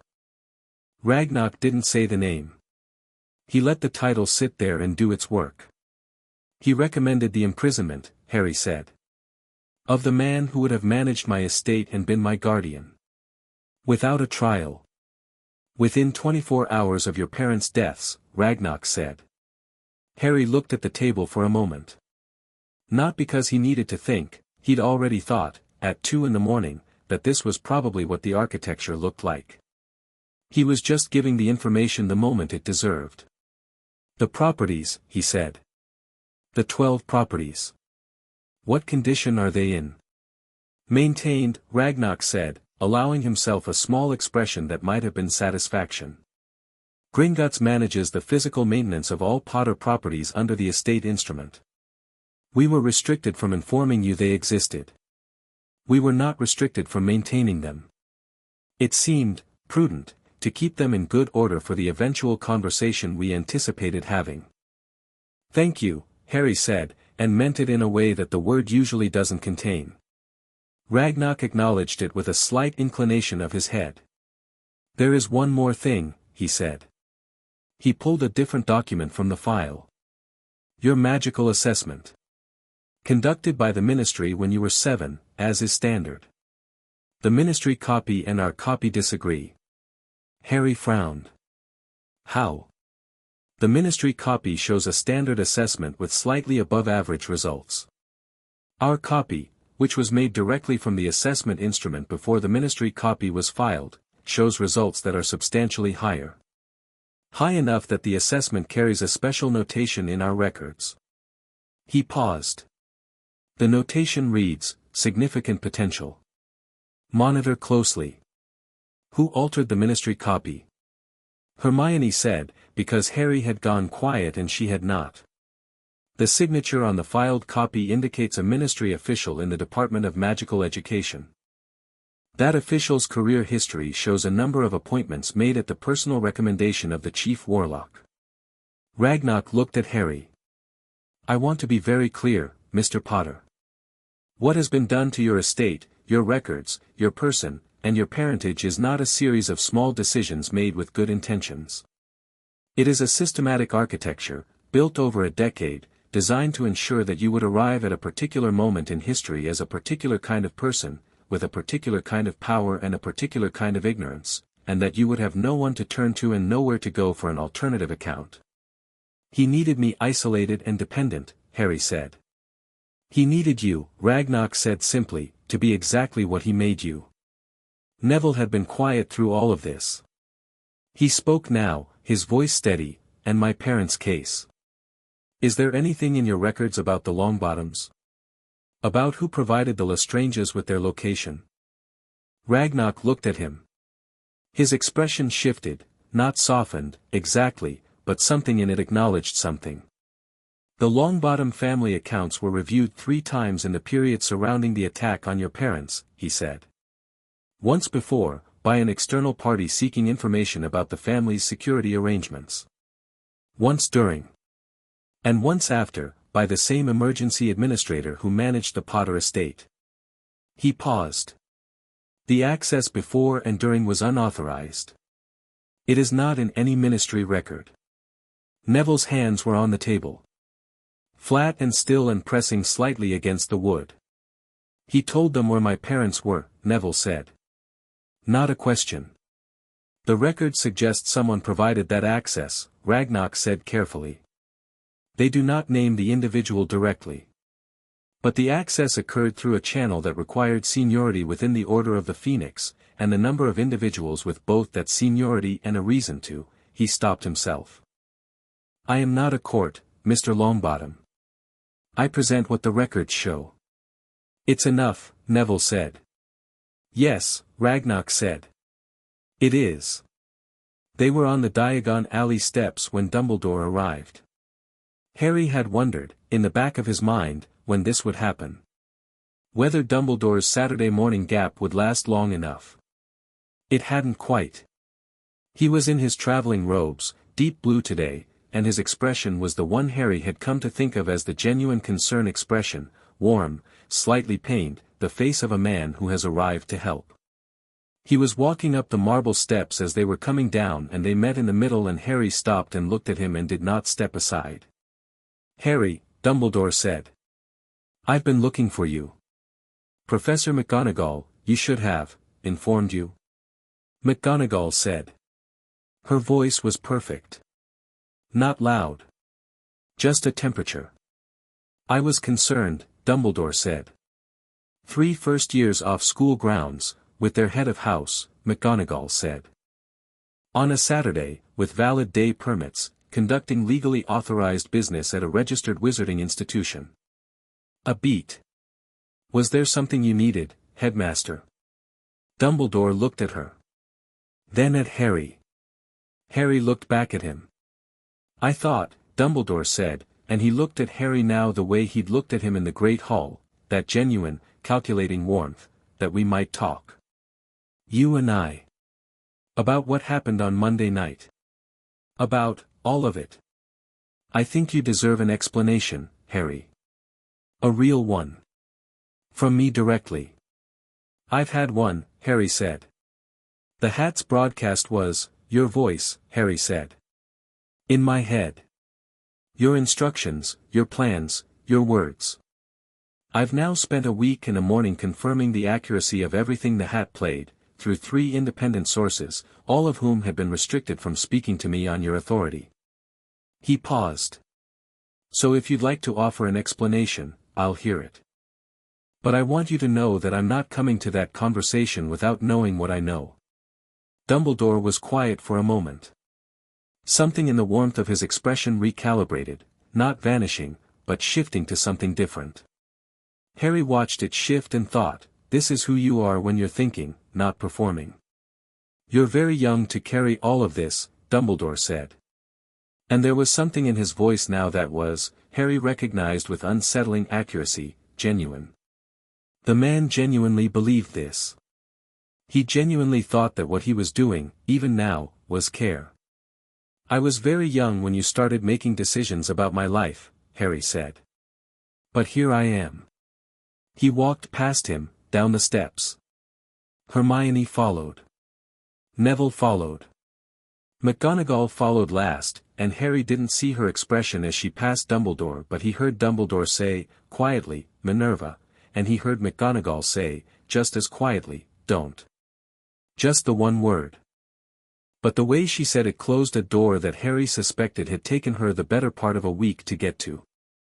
They found a tea shop off Diagon Alley's main street that was warm and not crowded, and they sat at a corner table and nobody said anything for a few minutes. Then Hermione opened her notebook. "Right," she said. "Sirius Black." "No trial," Neville said. "No trial," Harry confirmed. "He's been in Azkaban for 10 years for something he may not have done on the word of a man who benefited directly from putting him there." He wrapped both hands around his tea. "He's my godfather. He was named as the primary trustee of my parents' estate. If he'd remained free he would have been my guardian." "You'd have grown up with him," Hermione said quietly. "I'd have grown up with him," Harry said. "Not with the Dursleys. Not, damaged and useful." He said the last phrase without venom. Just stated it. "I need to get him out." Hermione and Neville both looked at him. "How?" Neville said. "The Wizengamot," Harry said. "He was put in without a trial. That means the record is wrong. If Augusta Longbottom can get an emergency session called, if we can show up with what Gringotts has, what Flitwick knows, what the Hat broadcast, what the Ministry's altered records demonstrate, then Sirius Black is a prisoner who never had due process, and that is a thing the Wizengamot is legally required to address." He looked at Hermione. "Isn't it?" "Yes," Hermione said, already writing. Section 12 of the Wizengamot Charter. Any incarceration lasting more than 7 years without documented trial proceedings is subject to automatic review upon petition. The petition requires 3 Wizengamot members as co-signatories, a sworn statement from a certified magical institution, she glanced up, Gringotts qualifies, and the submission of exculpatory evidence. "We have all of that," Harry said. We have all of that, Hermione confirmed. Neville was looking at Harry with the expression Harry was beginning to associate with moments when Neville made a decision he was going to stick with. I'm going to write to Gran again tonight, Neville said. I'll tell her about Ragnarok's records. She'll have already moved, but she needs the Gringotts documentation to make the petition solid. I'll ask Ragnarok to prepare certified copies of the relevant records, Harry said. I'll send him a note today. What about Snape? Hermione said. Both Harry and Neville looked at her. He wrote a letter this week, she said. I saw him in the corridor late Thursday night. He was going to the Ollery. I don't know who he wrote to, but she paused. He looked like someone who had made a decision after a long time of not making it. Harry thought about Snape and potions. The slight recalibration when Harry answered the questions. The way he'd taught the rest of the lesson, not warmly, not kindly, but with a kind of precision that wasn't trying to undermine anything. He thought about what the hat had revealed and what it hadn't revealed, and he thought about the fact that among the recorded fragments there had been Dumbledore's voice talking to someone whose responses weren't broadcast, a conversation, not a monologue. I think, Harry said, that Snape has been used too.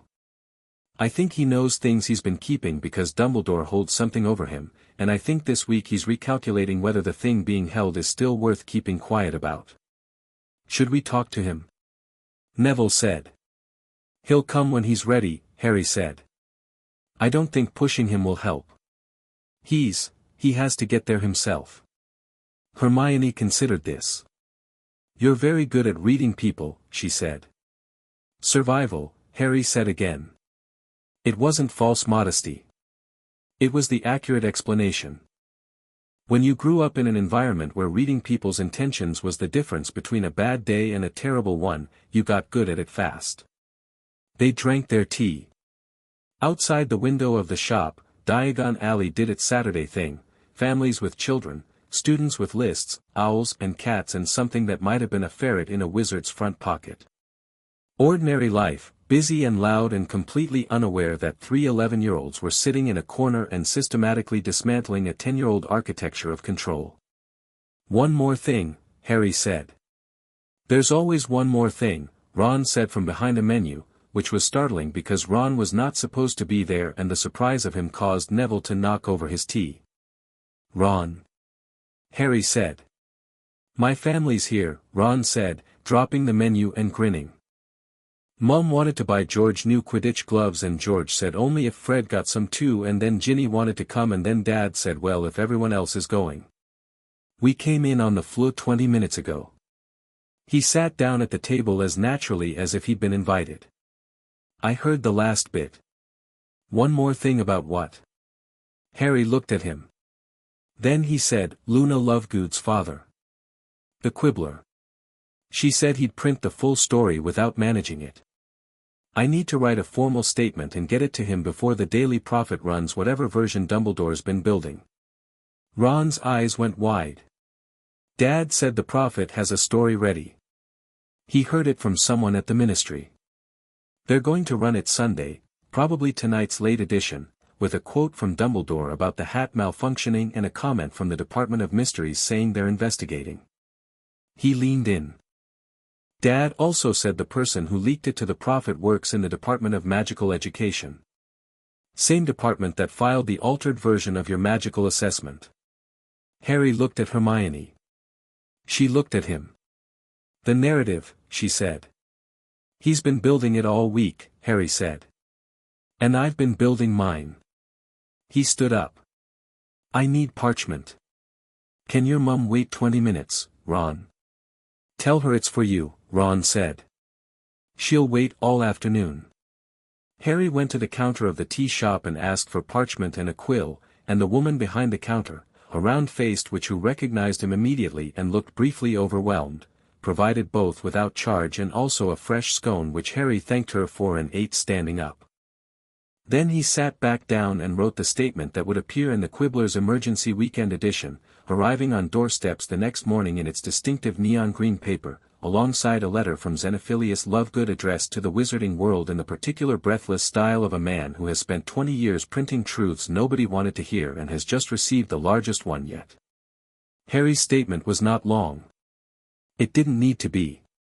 It was 11 paragraphs of specific, dated, evidenced fact. It did not speculate, it did not editorialize, it did not ask for anything. It simply said what had happened, what had been found, and what Harry Potter, age 11, first-year student at Hogwarts School of Witchcraft and Wizardry, intended to do about it. The last paragraph read, "I am not angry. I am not afraid. I am someone who was shaped by a man who believed that people are tools and that love justifies the shaping. I do not believe that. I believe that the truth is available to anyone willing to look at it, and I intend to keep looking. If you have information relevant to any of the above, about the Potter estate, the Longbottom case, the records alteration, or the imprisonment of Sirius Black, please write to me at Hogwarts. I will read everything." Xenophilius Lovegood would later say, in a much longer piece about Harry Potter written the following year, that reading that statement was the moment he understood that something had genuinely changed. Not because it was eloquent, though it was, but because it was written by a child who had decided that transparency was its own power, and that the best response to a man who operated in managed darkness was simply to turn all the lights on. Harry folded the statement, sealed it, addressed it to Xenophilius Lovegood, care of the Quibbler, and handed it to the most reliable-looking school owl he could find in the Ollery when they returned to Hogwarts that afternoon. He watched it fly until it was a small dark point against the grey-pink sky. Then he turned and walked back into the castle, and the castle settled around him the way it had every evening since Monday, a little differently each time, like something old gradually deciding where to put its weight. The letter from Snape arrived in Augusta Longbottom's fireplace the previous Thursday, as Hermione had observed. She read it in the study at Longbottom House, standing up, because she'd been on her way out and had stopped to check the Fleur correspondence and found this. It was long. It was, in places, devastating. It was written in a hand that was controlled but had, in certain sentences, pressed slightly harder into the parchment than the rest. Snape told her about the source who had given the Lestranges the Longbottom's location. He told her what he knew and what he'd been told to let go of. He told her about the investigation's closure and why it had happened quickly. He told her about Frank and Alice, what he'd known and what he'd been unable to prevent and what he'd told himself afterward. And then he told her something else. Something that had nothing to do with the Longbottoms directly, but everything to do with the shape of what Dumbledore had built, and what he'd used, and what he'd discarded. Augusta stood in her study for a long time after she finished reading. Then she said to the empty room, very quietly, "Albus, you fool." And it was not the rage she'd been saving for this moment, not the sharp-edged fury of a woman who had waited 12 years for someone to tell her the truth. It was something colder and more final. It was the sound of a woman closing a book. She sent her reply to Snape immediately. "Come to London on Friday. Bring everything." Chapter 4, What Gringotts Remembers. The Daily Prophet ran its story on Sunday morning. Harry read it at breakfast, passed down the Gryffindor table by a sixth-year who'd received it by owl and hadn't said a word before handing it over, just laid it in front of Harry with an expression that was equal parts apologetic and curious about what would happen next. The headline read, "Sorting Hat Malfunction Causes Distress at Hogwarts, Headmaster Reassures Families." The article was thorough in the way that well-constructed misinformation is thorough. It had quotes, it had sources, it had a paragraph from the Department of Mysteries confirming the hat was under review, it had a statement from Dumbledore that was warm and measured and just alarming enough to make parents feel the situation was being handled, not alarming enough to make them feel it was serious. It described what happened as an echo phenomenon, a rare but documented event where enchanted objects replayed ambient sounds from previous years out of context. It quoted an unnamed expert from the Department of Mysteries. The fragments heard during the sorting ceremony were a confluence of many years of ambient magical recording. They should not be taken as coherent or intentional. We are confident the hat will be recalibrated and this will not occur again. It mentioned Harry once, in the 14th paragraph, as Harry Potter, the famous first-year student, who was reported to be in good spirits and settling well into his new school home. It did not mention 37 memory modifications. It did not mention Gringotts. It did not mention Sirius Black. It did not mention the Longbottom case. Harry read it. He put it down. He ate his porridge. "It's well done," Hermione said. She had her own copy and was reading it with the expression of someone cataloging inaccuracies. "It doesn't say anything technically false. It implies everything incorrectly." "That's the skill," Harry said. "You don't need to lie. You just need to be the loudest version of events." "The Quibbler should be out today," Neville said. "It went to print last night," Harry said. "Luna told me this morning. Her father pulled an all-night edition. He called in 3 journalists and a printer and had it done by midnight." He paused. He was apparently very enthusiastic. Ron was reading the Prophet article with his lips pressed together. "It calls the hat a malfunctioning artifact.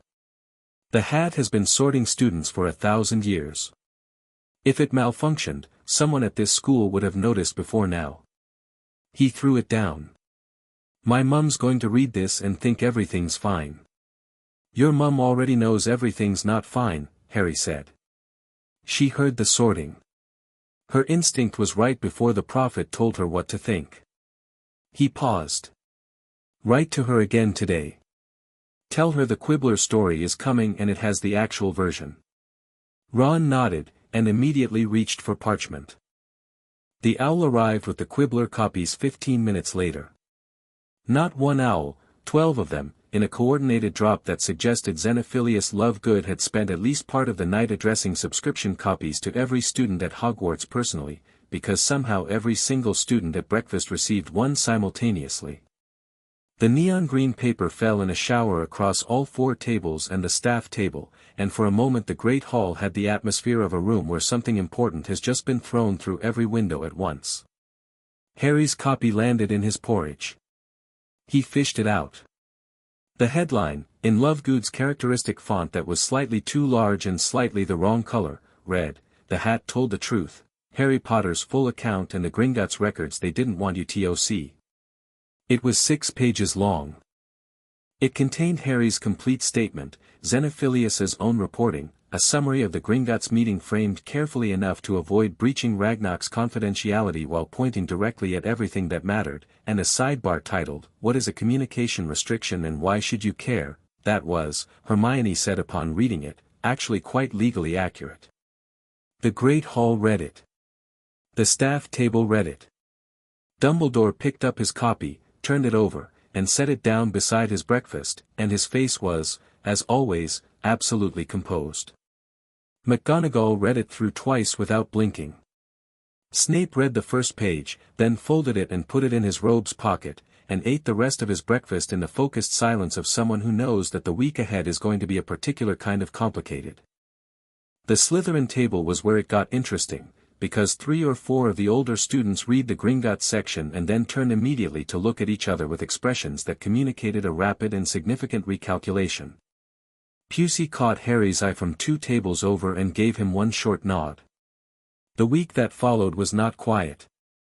Owls arrived constantly, to Harry, through the school post system, in quantities that required the Owlery to stay open extended hours. Most of them were from people he'd never met, parents who had children at Hogwarts, former students, a few witches and wizards who introduced themselves as long-standing acquaintances of his parents. Several introduced themselves as people who had questions about their own situations that rhymed uncomfortably with Harry's.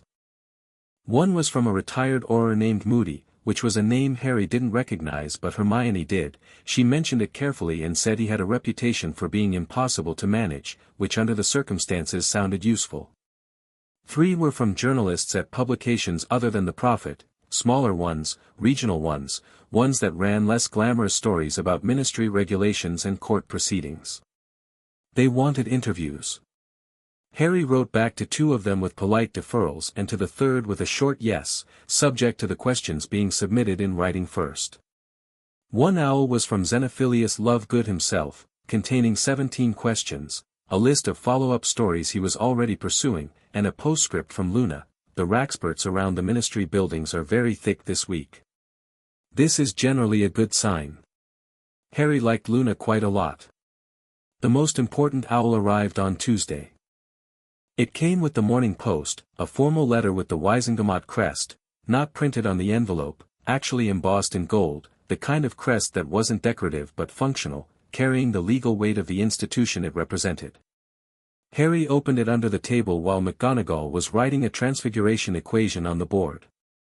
Mr. Potter, your petition, submitted under the supporting authority of Wisingamot member Augusta Longbottom, member Tiberius Ogden, and member Griselda Marchbanks, has been accepted for emergency review. A formal session has been called for Saturday, October 12th, at the Wisingamot Chambers, Ministry of Magic, London. Your presence is required as the primary petitioner. Additionally, the emergency review regarding the incarceration of Sirius Orion Black will be conducted concurrent with the primary proceedings. You will be granted full petitioner's standing, which permits you to speak, submit evidence, and call witnesses. Please confirm your attendance. Office of the Wisingamot Clerk. Harry read it twice. Under the table his hand was completely steady. He passed it sideways to Hermione without looking at her. He heard her sharp intake of breath. She passed it to Neville. He heard the quieter breath Neville took. At the front of the room McGonagall finished her equation and turned. Her eyes found Harry immediately, the way teachers' eyes find students who are doing something during a lesson, but what she saw in his face made her pause very slightly before she said, "Mr. Potter. Would you like to share what you're reading, or shall we continue?" "We should continue," Harry said. "I'll tell you after class." McGonagall looked at him for one moment. Then she turned back to the board. After class, in the corridor outside, Harry handed her the letter. She read it. Her expression did something he'd been watching it do more frequently this week. It moved through several things quickly and settled on a resolution that was different from where it had started. "Saturday," she said. "Saturday," Harry confirmed. "The headmaster will be notified," she said. "He is the chief warlock. He will receive a summons." "I know," Harry said. "He'll prepare his own testimony. His own response to everything." She looked at the letter again. "He is very good at testimony, Harry. He has spent decades in those chambers." "I know," Harry said again. "But this time the testimony isn't about what he says. It's about what the records show." McGonagall folded the letter and gave it back to him. "I'll accompany you to London on Saturday." She paused. "I want to be there. As your head of house." "Thank you," Harry said. She nodded and walked away down the corridor, and Harry stood for a moment in the flow of students changing classes, being moved around like a rock in a stream, and felt the week in front of him as a series of things to do. He made the list. He started at the top. Snape came to find him on Wednesday. Harry had known it was coming, not the specific day, but the shape of it. Snape was a person who moved toward things on his own schedule after his own preparation, and he couldn't be pushed. Harry had understood this and left the space, and now the space was being filled. It was after dinner, the corridor outside the library, and Snape appeared from the direction of the dungeons with his robes doing their sweeping thing and stopped 6 feet away with his hands clasped behind his back. "Potter," he said. "A word." "Okay," Harry said. Snape looked at him. Not the cold evaluative look from potions, something else. Something that was working harder to be neutral than neutral things usually need to work. "I attended a meeting in London on Friday," Snape said. "With Augusta Longbottom." "I know," Harry said. "I mean, I inferred it." Snape's eyes narrowed slightly. "What exactly did you infer?" "That you'd written to her after the sorting. That she'd ask you to come in person because you know things that need to be testified to, not just reported. That you went because you've been deciding for about 10 years whether the thing Dumbledore holds over you is worth the cost, and this week you decided it isn't." Harry paused. I don't know what he holds. I'm not asking. Snape was quiet for a moment that had quite a lot in it. You are, he said finally, alarmingly perceptive for 11. I told someone it was survival, Harry said. I'll probably keep saying that because it keeps being true. Snape's jaw moved slightly. Not toward anything as dramatic as an expression. But something. I will be testifying on Saturday, he said. To the Wisengamot.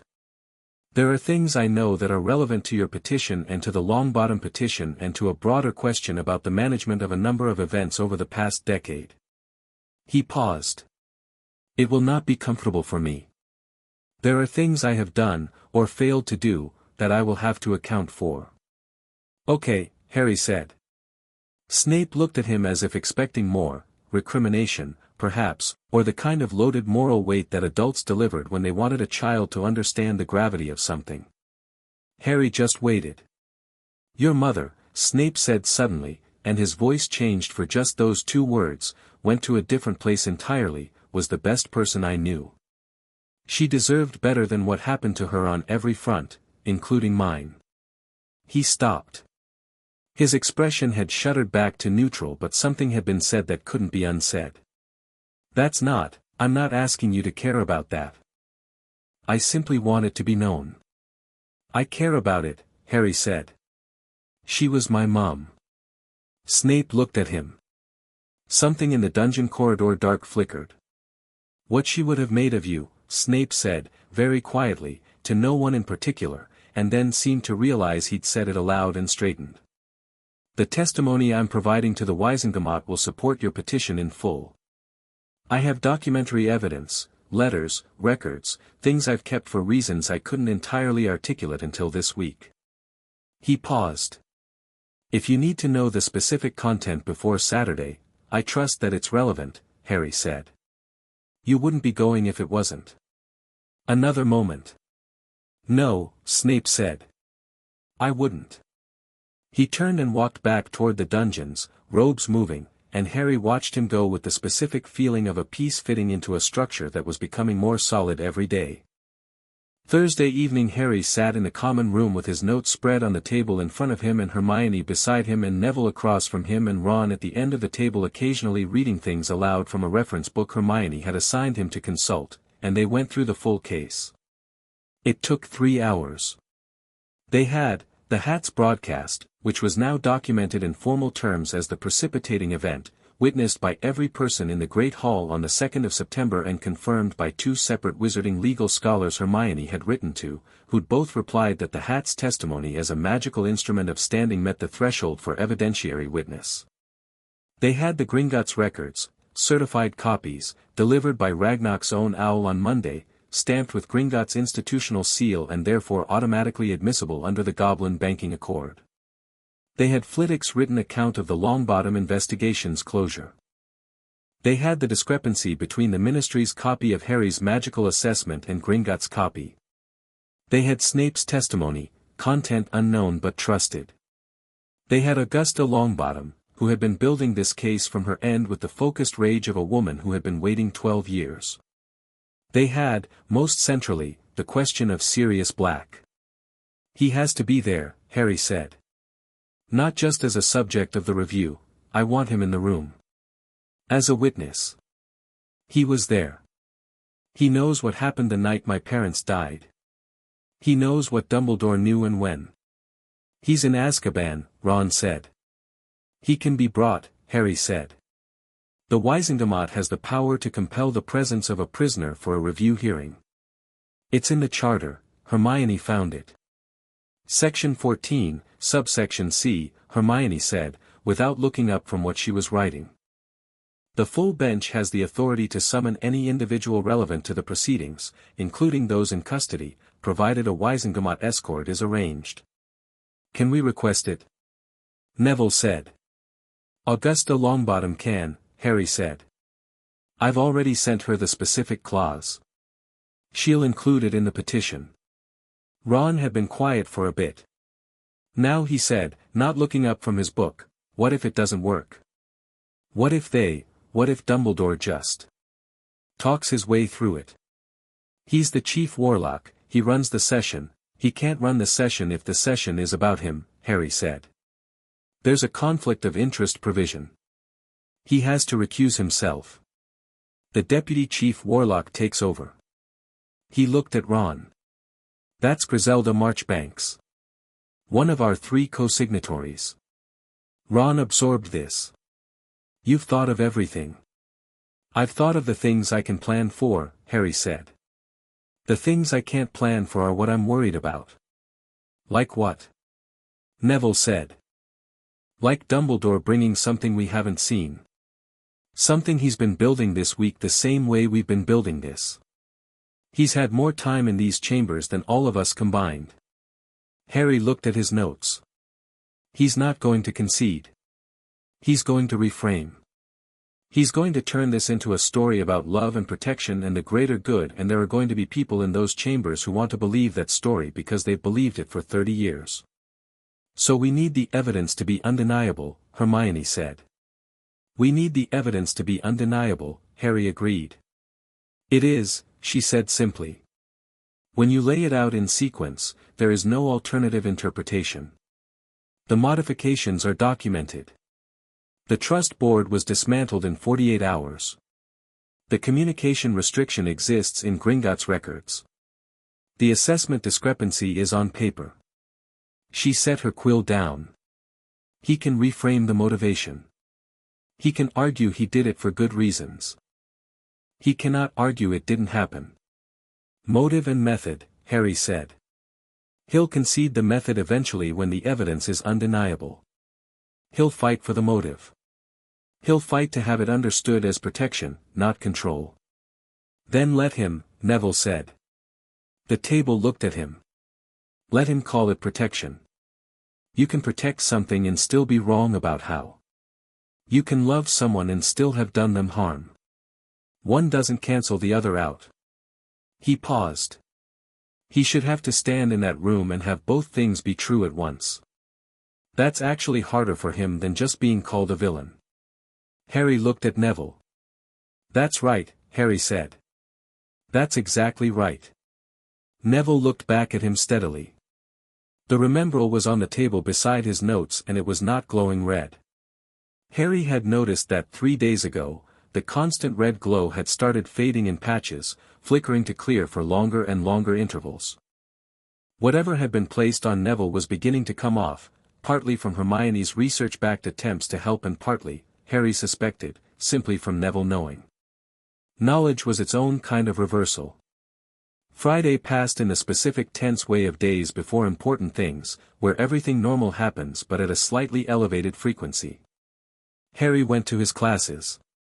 He answered questions in charms that made Flitwick fall off his pile of books, which he'd apparently been doing all week with increasing frequency as Harry's responses grew more precise.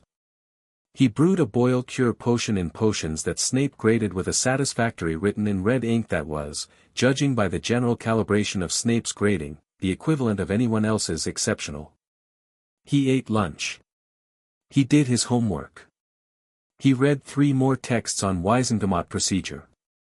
Late in the afternoon, in the corridor outside Flitwick's classroom, he found a Ravenclaw student blocking his path. Not aggressively, just standing there, a 4th year, with the distracted intensity that seemed to be Ravenclaw's resting expression, holding a notebook. "You're Potter," the student said. "Yes," Harry said. "Percy Davies," the student said. "I'm writing it's not for the Prophet. It's for the Hogwarts student paper. Or it will be, I'm going to start one. I wanted to ask, not an interview, just, do you think it's going to work?" Saturday. Harry looked at him. He had the question ready, the one he prepared, the measured optimistic response.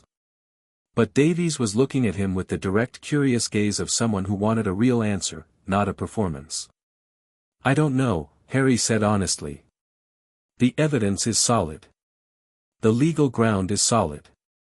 But Dumbledore has spent 30 years being the most trusted person in the room. That doesn't disappear just because the records disagree with it." He paused. "I think something will shift Saturday. Whether it shifts completely, I don't know. Davies wrote something. Are you scared? No, Harry said, and that was also true. Davies looked up. Why not? Harry thought about it. Because scared is about losing something. I already lost the things he took. They're already gone. What I'm doing now is finding out what's actually mine. That's not a scary thing. It's the opposite. Davies stared at him for a moment. Then wrote very fast for about 10 seconds. Thanks, Davies said, and walked away down the corridor. Harry watched him go and then went upstairs to pack his bag for tomorrow. McGonagall organized the London Transit. 6 of them in total, Harry, Hermione, Neville, McGonagall, and at the floor point, waiting, Snape in his traveling cloak and Augusta Longbottom in her best robes with the vulture hat and an expression that suggested she had been ready for this exact day for a long time and was profoundly glad it had finally come. She saw Harry first.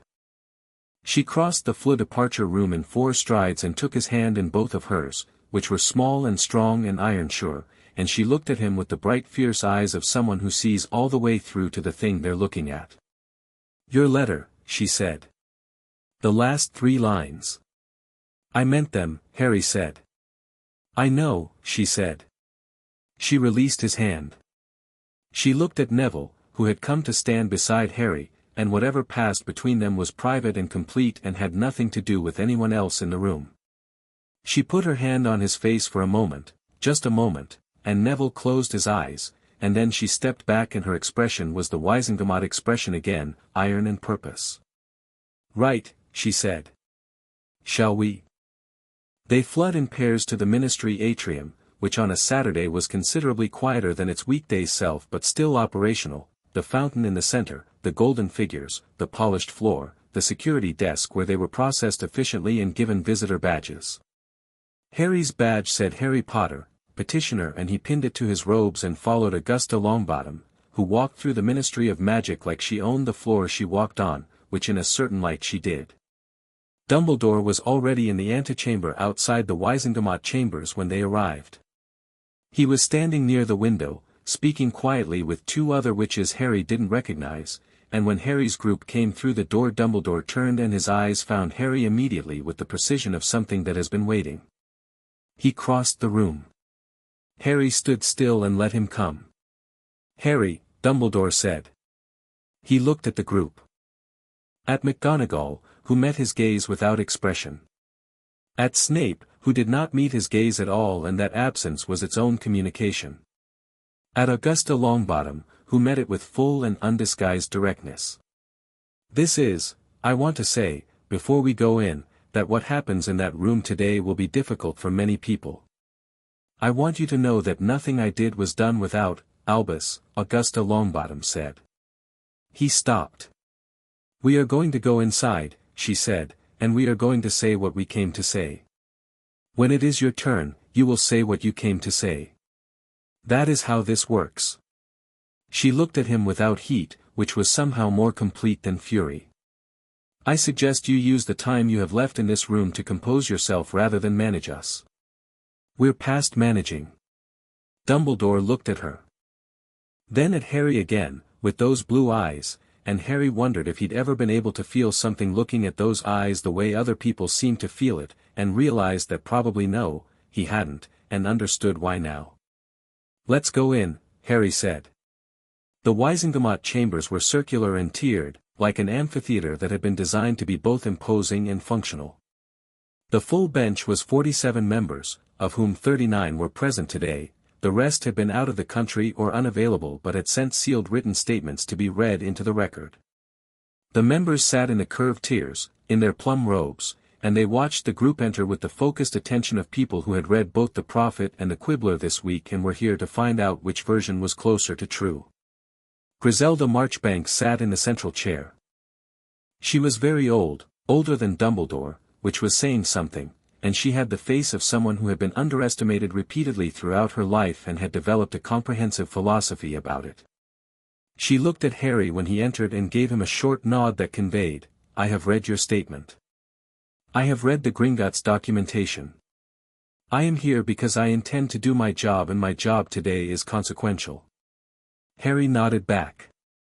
Dumbledore took a seat to the right of the chamber floor, not the central chair, which was not his today, and Harry watched him choose his seat and settle into it with the specific composure of a man making himself at home in discomfort. Snape sat on the far side of the chamber floor, slightly apart. He had a folder on his knee. He did not look at Dumbledore. Sirius Black was brought in at 10:17. Harry heard him before he saw him, the sound of the door from the side corridor opening, 2 Auror escorts, footsteps that had a particular quality. Then he was in the room. He was thin. Prison thin, 10 years in Azkaban thin, the kind of thin that speaks of everything that has been taken away. His hair was long and tangled, his robes were the ministry grey of Azkaban issue, and he had the eyes of a man who had been in the dark for a very long time and was finding the light almost too much. He came into the room and he looked around it with those eyes, rapid and assessing, and then they landed on Harry. He stopped walking. The Aurors on either side of him had to stop too. He looked at Harry for a long moment. 10 years fell away in some sense and didn't fall away in another.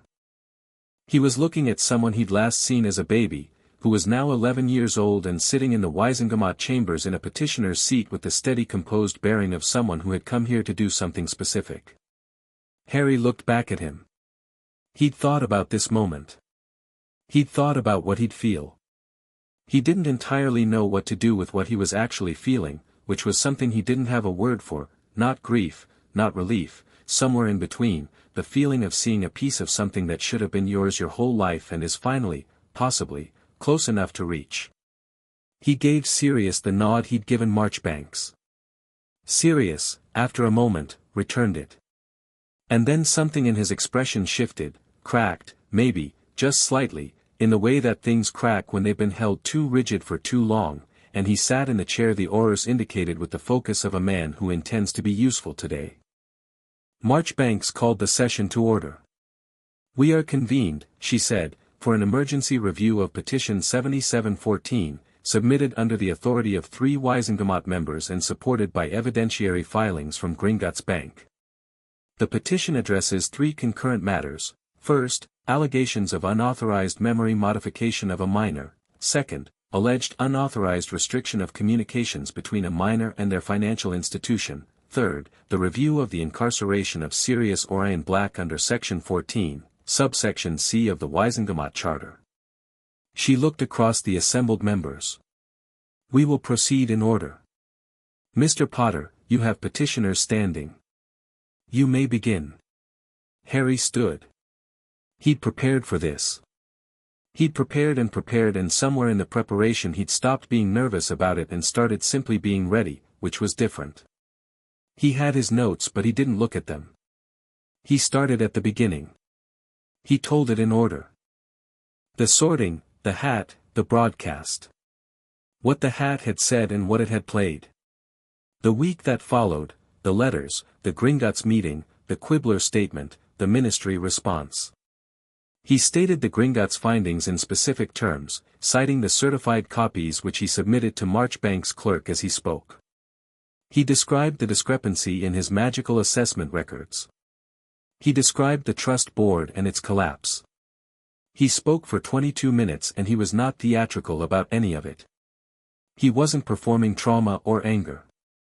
He was presenting a case, and he presented it the way someone presents a case who knows the case is solid and doesn't need embellishment. When he finished and sat down, the chamber was very quiet. "Thank you, Mr. Potter," Marchbanks said. "We will now hear from, I would like," Dumbledore said, to address the chamber. Marchbanks looked at him with the expression of someone who anticipated this and has prepared accordingly.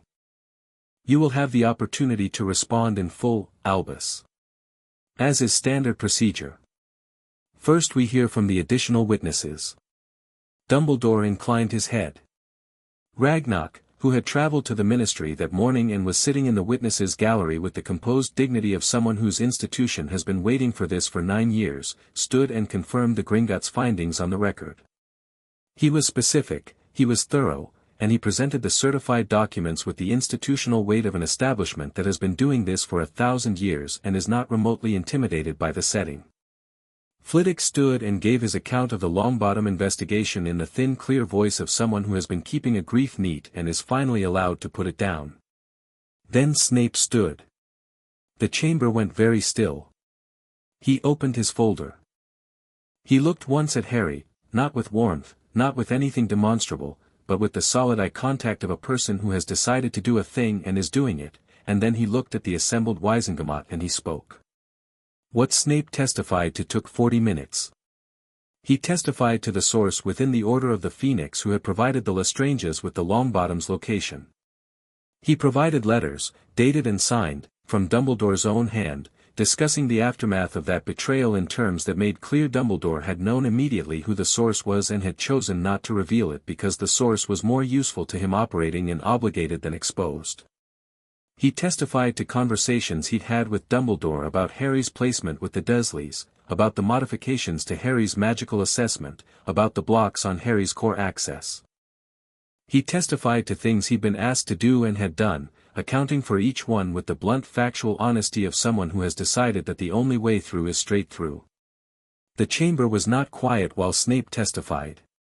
Several members spoke to each other in low voices. One witch in the upper tier put her hand over her mouth and left it there. A wizard Harry didn't recognize sat forward with his elbows on his knees as though he needed to be closer to the words. Snape sat down. In the silence that followed, Sirius Black said, not loudly, not to anyone in particular, he's telling the truth. I know because I know what he's describing. I was there for some of it. Marchbanks looked at him. You'll have the opportunity to speak, Mr. Black. Whenever you're ready, Sirius said. His voice was rough from 10 years of very little use but it was steady. Then it was Dumbledore's turn. He stood. He looked at the assembled chamber. He took his time. What has been presented today, he began, is accurate in its facts.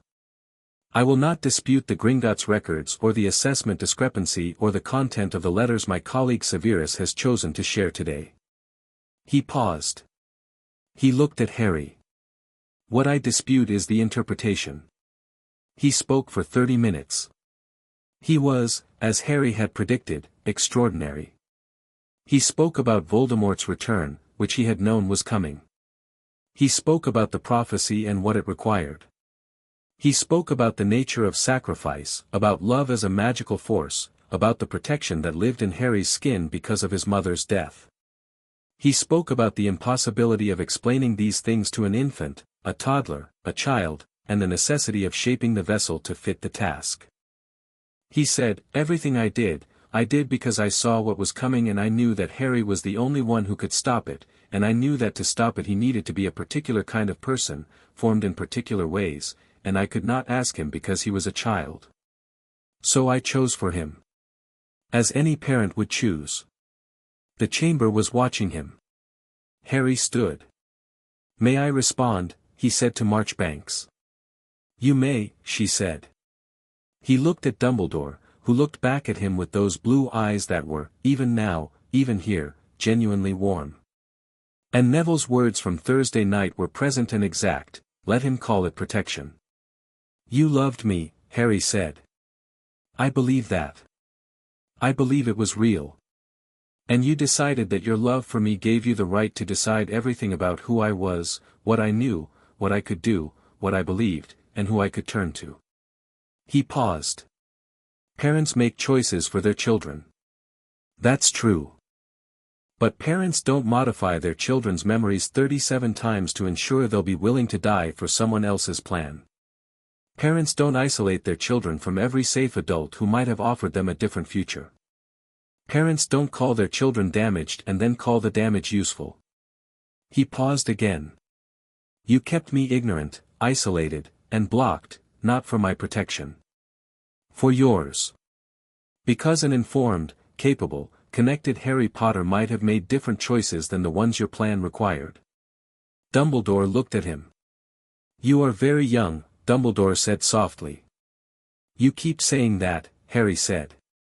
I think you mean it as a reason to dismiss what I'm saying. But the question isn't how old I am. The question is whether what I'm saying is true. He looked at the chamber. The records show that it is. He sat down. Neville, beside him, put his hand flat on the table. Not a gesture, just steady. Present. Harry put his hand beside it. Marchbanks called a recess. In the corridor outside the chambers, Harry leaned against the stone wall and looked at the ceiling and breathed. Hermione sat beside him and didn't say anything, which was the right thing. Neville stood with his grandmother, who was speaking to him very quietly with both his hands held in hers. Snape stood a few feet away, alone, looking at the floor. Harry crossed to him. "Thank you," Harry said. Snape looked at him. "Don't," he said. Not harshly. "Just, don't." "Okay," Harry said. Then, because it needed to be said and Snape deserved to have it said clearly, "My mother would have, I think she'd have been glad that you did this." Snape looked at him for a long moment. "Go sit with your friends, Potter," he said, and his voice was doing several things at once. Harry went and sat with his friends. Across the corridor, Sirius Black, still flanked by his Auror escort, caught Harry's eye. He looked exhausted and alert, and something else, something that lived below both of those things, in the place where hope is kept when you're afraid to take it out. Harry held his gaze. "It's going to be okay," Harry said. Not performing certainty. Just stating what he believed. Sirius blinked. His jaw moved. "You look like James," he said quietly. "But you sound like," he stopped. "Like my mum?" Harry said. "Yeah," Sirius said. "Yeah, you do." They looked at each other in the ministry corridor while the recess ticked by, and outside the high windows the October sky was the particular grey that comes before something changes. Chapter 5, The Wizengamot Convenes. The recess lasted 40 minutes.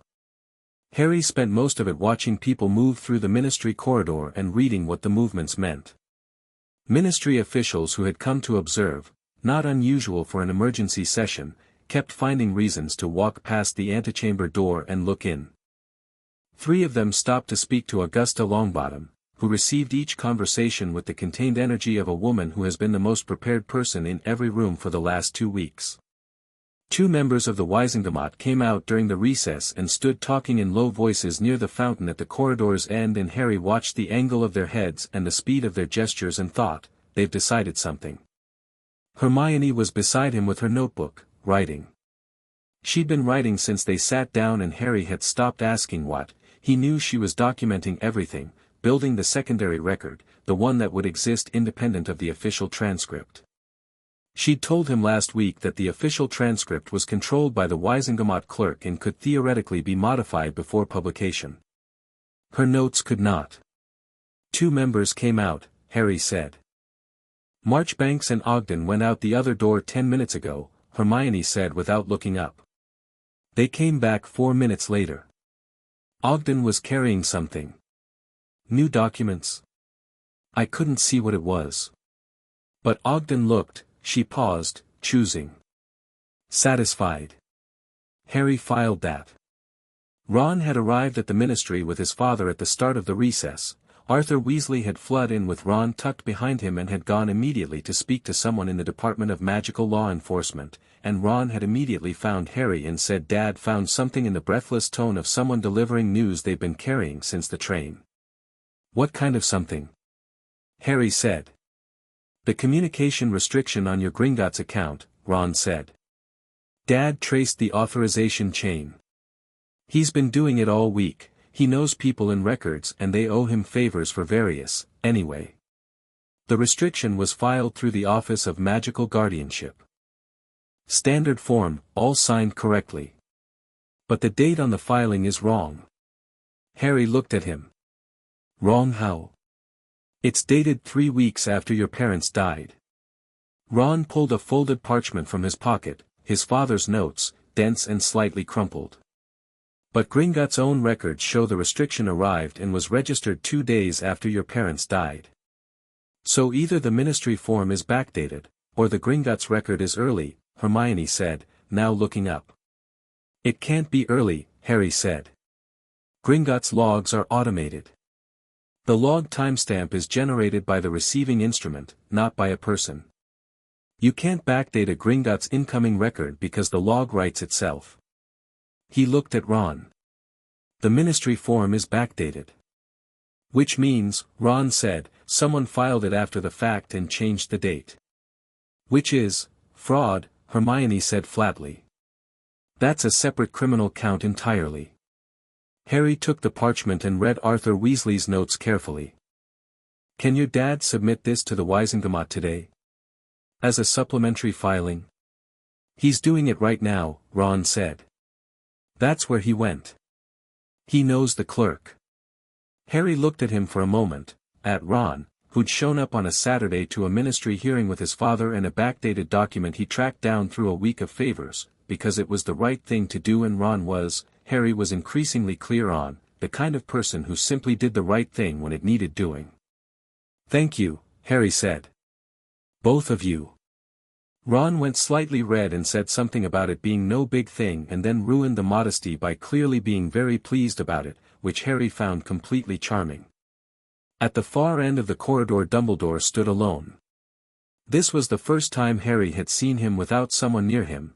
Throughout the morning there had been members of the Wisengamot hovering, the clerks attending, the observers watching. Now he stood by the window at the corridor's far end with his hands clasped behind him and his face toward the glass and the grey October light on his profile. He looked old. Not in the way he usually looked old, which was the dignified kind, the impressively ancient wizard kind. He looked tired. Harry watched him for a moment. He thought, this is the moment where in another story, the one Dumbledore wrote for me, I'd go over there. I'd feel the pull of it. I'd want to offer him something because I'd been modified to need him to be all right. He stayed where he was. Dumbledore didn't turn. The chambers reconvened at 11:30. What had shifted in the 40 minutes was subtle but structural. Several members who had been sitting back in their tiers were now sitting forward. Marchbanks had a new stack of documents in front of her that she hadn't had before. 3 members in the upper tier were speaking to each other through a shared quill and parchment, passing it back and forth. Marchbanks called them to order. We have received a supplementary filing from the Department of Magical Records, submitted by Arthur Weasley of the Misuse of Muggle Artifacts Office, pertaining to the dating discrepancy in the communication restriction filing. She looked up at the chamber. This is now entered into the record. Dumbledore, back in his seat to the right, looked at Marchbanks with an expression that recalibrated very slightly. Additionally, Marchbanks said, I have before me a statement from Healer Augustus Pye of St. Mungo's, submitted in connection with the Longbottom Review, regarding the specific magical signature of the curse damage sustained by Frank and Alice Longbottom. She held the document up briefly. The healing records, which were sealed as a condition of the Lestrange trial, have been released under emergency review authority. The healer's statement is entered into the record. Augusta Longbottom, in the second tier of the observer's gallery where she'd moved after speaking earlier, was completely still. Before we proceed to deliberation, Marchbanks said, I wish to call one final witness. Mr. Black. Sirius was escorted to the floor of the chamber. He sat in the witness chair with the deliberate care of a man managing a body that isn't entirely steady but intends to function precisely. His Auror escorts took positions to either side but stepped back enough to give the impression of space without providing it. He looked at the assembled Wisengamot. He looked at Dumbledore. The look he gave Dumbledore was entirely different from the one he'd given Harry in the corridor. It had 10 years in it, compressed and airless. Then he looked away from Dumbledore and spoke to Marchbanks. Ask me whatever you need, he said. Marchbanks leaned forward slightly. Mr. Black. For the record, you were arrested on the 2nd of November, 1981, the day following your incarceration order. Is that correct? The 1st of November, Sirius said. I was taken into custody on the first, same day as the order. You were not given an opportunity to speak to counsel. No. You were not formally charged in a Waisengamat session. No. You were transported directly to Azkaban. Within hours of arrest, Sirius said. I was in Azkaban by that evening. Marchbanks made a note. Describe for the chamber the events of the 31st of October, 1981, to the best of your knowledge. Sirius breathed in. He organized it. Harry could see him organizing it, the way you organize something you've been carrying alone for a very long time and finally have to put into words. I was the Potter's secret keeper, he said. Or I was supposed to be. We switched at the last minute. James and I agreed that I'd be the obvious choice, which meant the dangerous one, and we switched to Peter Pettigrew. Peter was Wormtail. We thought it was clever. I thought, he stopped. Steadied. I thought making myself the decoy would protect them. I was wrong. Pettigrew betrayed the Potters, Marchbanks said. Pettigrew was the one who gave Voldemort their location, Sirius said. I went after him the morning after. I found him in a Muggle street. He accused me in front of witnesses. He paused. I wasn't in a state to respond clearly. He blew up the street. Killed 12 Muggles. Cut off his own finger and went into the sewers as a rat. The chamber was very quiet. Peter Pettigrew is alive, Sirius said. He's been living as a rat for 10 years. He is a registered animagus under false registration. His registration lists a different animal. He is the person who betrayed the Potters and he is currently, his voice remained precise and level, at large. The chamber was no longer quiet. It was a very specific kind of not quiet, the sound of 47 people recalibrating simultaneously. Is there evidence to support this claim? Marchbanks asked. His finger exists, Sirius said. 1 finger for 12 Muggles and 1 rat, a specific rat, grey, missing a toe. That is not a standard rat configuration. A thorough search for Peter Pettigrew among the registered animagus population with cross-reference to missing toe specifications will produce results. He paused. I recognize how this sounds. I've had 10 years in Azkaban to understand how this sounds. I'm telling you because I am in front of the full Waisengamat and it is the truth and you asked me what I know. Marchbanks looked at him for a long moment. Were you aware, she said, of the communication restriction placed on Harry Potter's Gringotts account? No, Sirius said. I didn't know about it until today. The documents that were read into the record. His jaw tightened. I was the primary trustee. If I'd been free, you would have been his guardian, Marchbanks said. Yes, Sirius said. Very simply. Yes. Marchbanks made another note. She looked across the chamber floor. Albus, she said, and the use of the first name was precise, not warm, not hostile, but a specific removal of the formal distance that had, until now, operated in his favor. The chamber would like to offer you the opportunity to address the specific claims now on record. Not the broader context, the specific claims. The dating discrepancy in the communication restriction. The trust board. Pettigrew. Dumbledore stood. He was, Harry thought, the most composed person in the room. And it was that, the composure itself, that had begun to work against him, because composure in a room full of people who were distressed started to look like something other than calm. Peter Pettigrew, Dumbledore said. The animagus claim is, specific and verifiable, Marchbanks said. We'll address verification after this session. The trust board, Albus. A pause. The trust board collapsed because Sirius was arrested, Dumbledore said. I have already, on your recommendation, Marchbanks said. Within 24 hours of the Potters' deaths. Before any investigation into the events of that night. The situation was urgent. The public needed a trial, said Ogden from the far tier, and his voice was the voice of a man who has been in these chambers for 30 years and is using their full weight.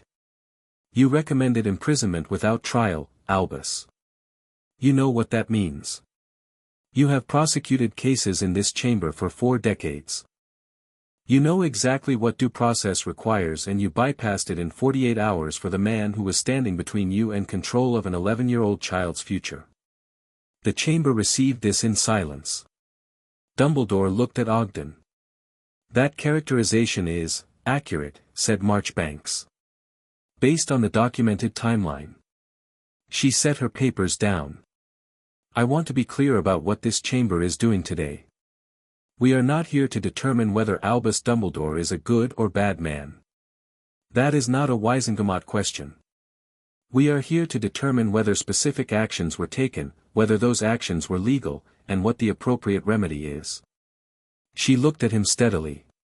The record shows 37 memory modifications, no Wisengamot authorization for any of them. A communication restriction filed with a backdated ministry form. A trust board dismantled through an unauthorized imprisonment without trial. A magical assessment record discrepancy demonstrating alteration of a ministry document. She paused. These are not interpretations. These are documented facts. Dumbledore was quiet. The greater good, he said finally. And there was something in the way he said it, not as an excuse, but as a genuine structural belief, the deepest thing in him, is not a phrase I use lightly. I have spent my entire adult life trying to ensure that this world survives. The choices I made, every one of them, were made in service of that survival. I know, Marchbanks said.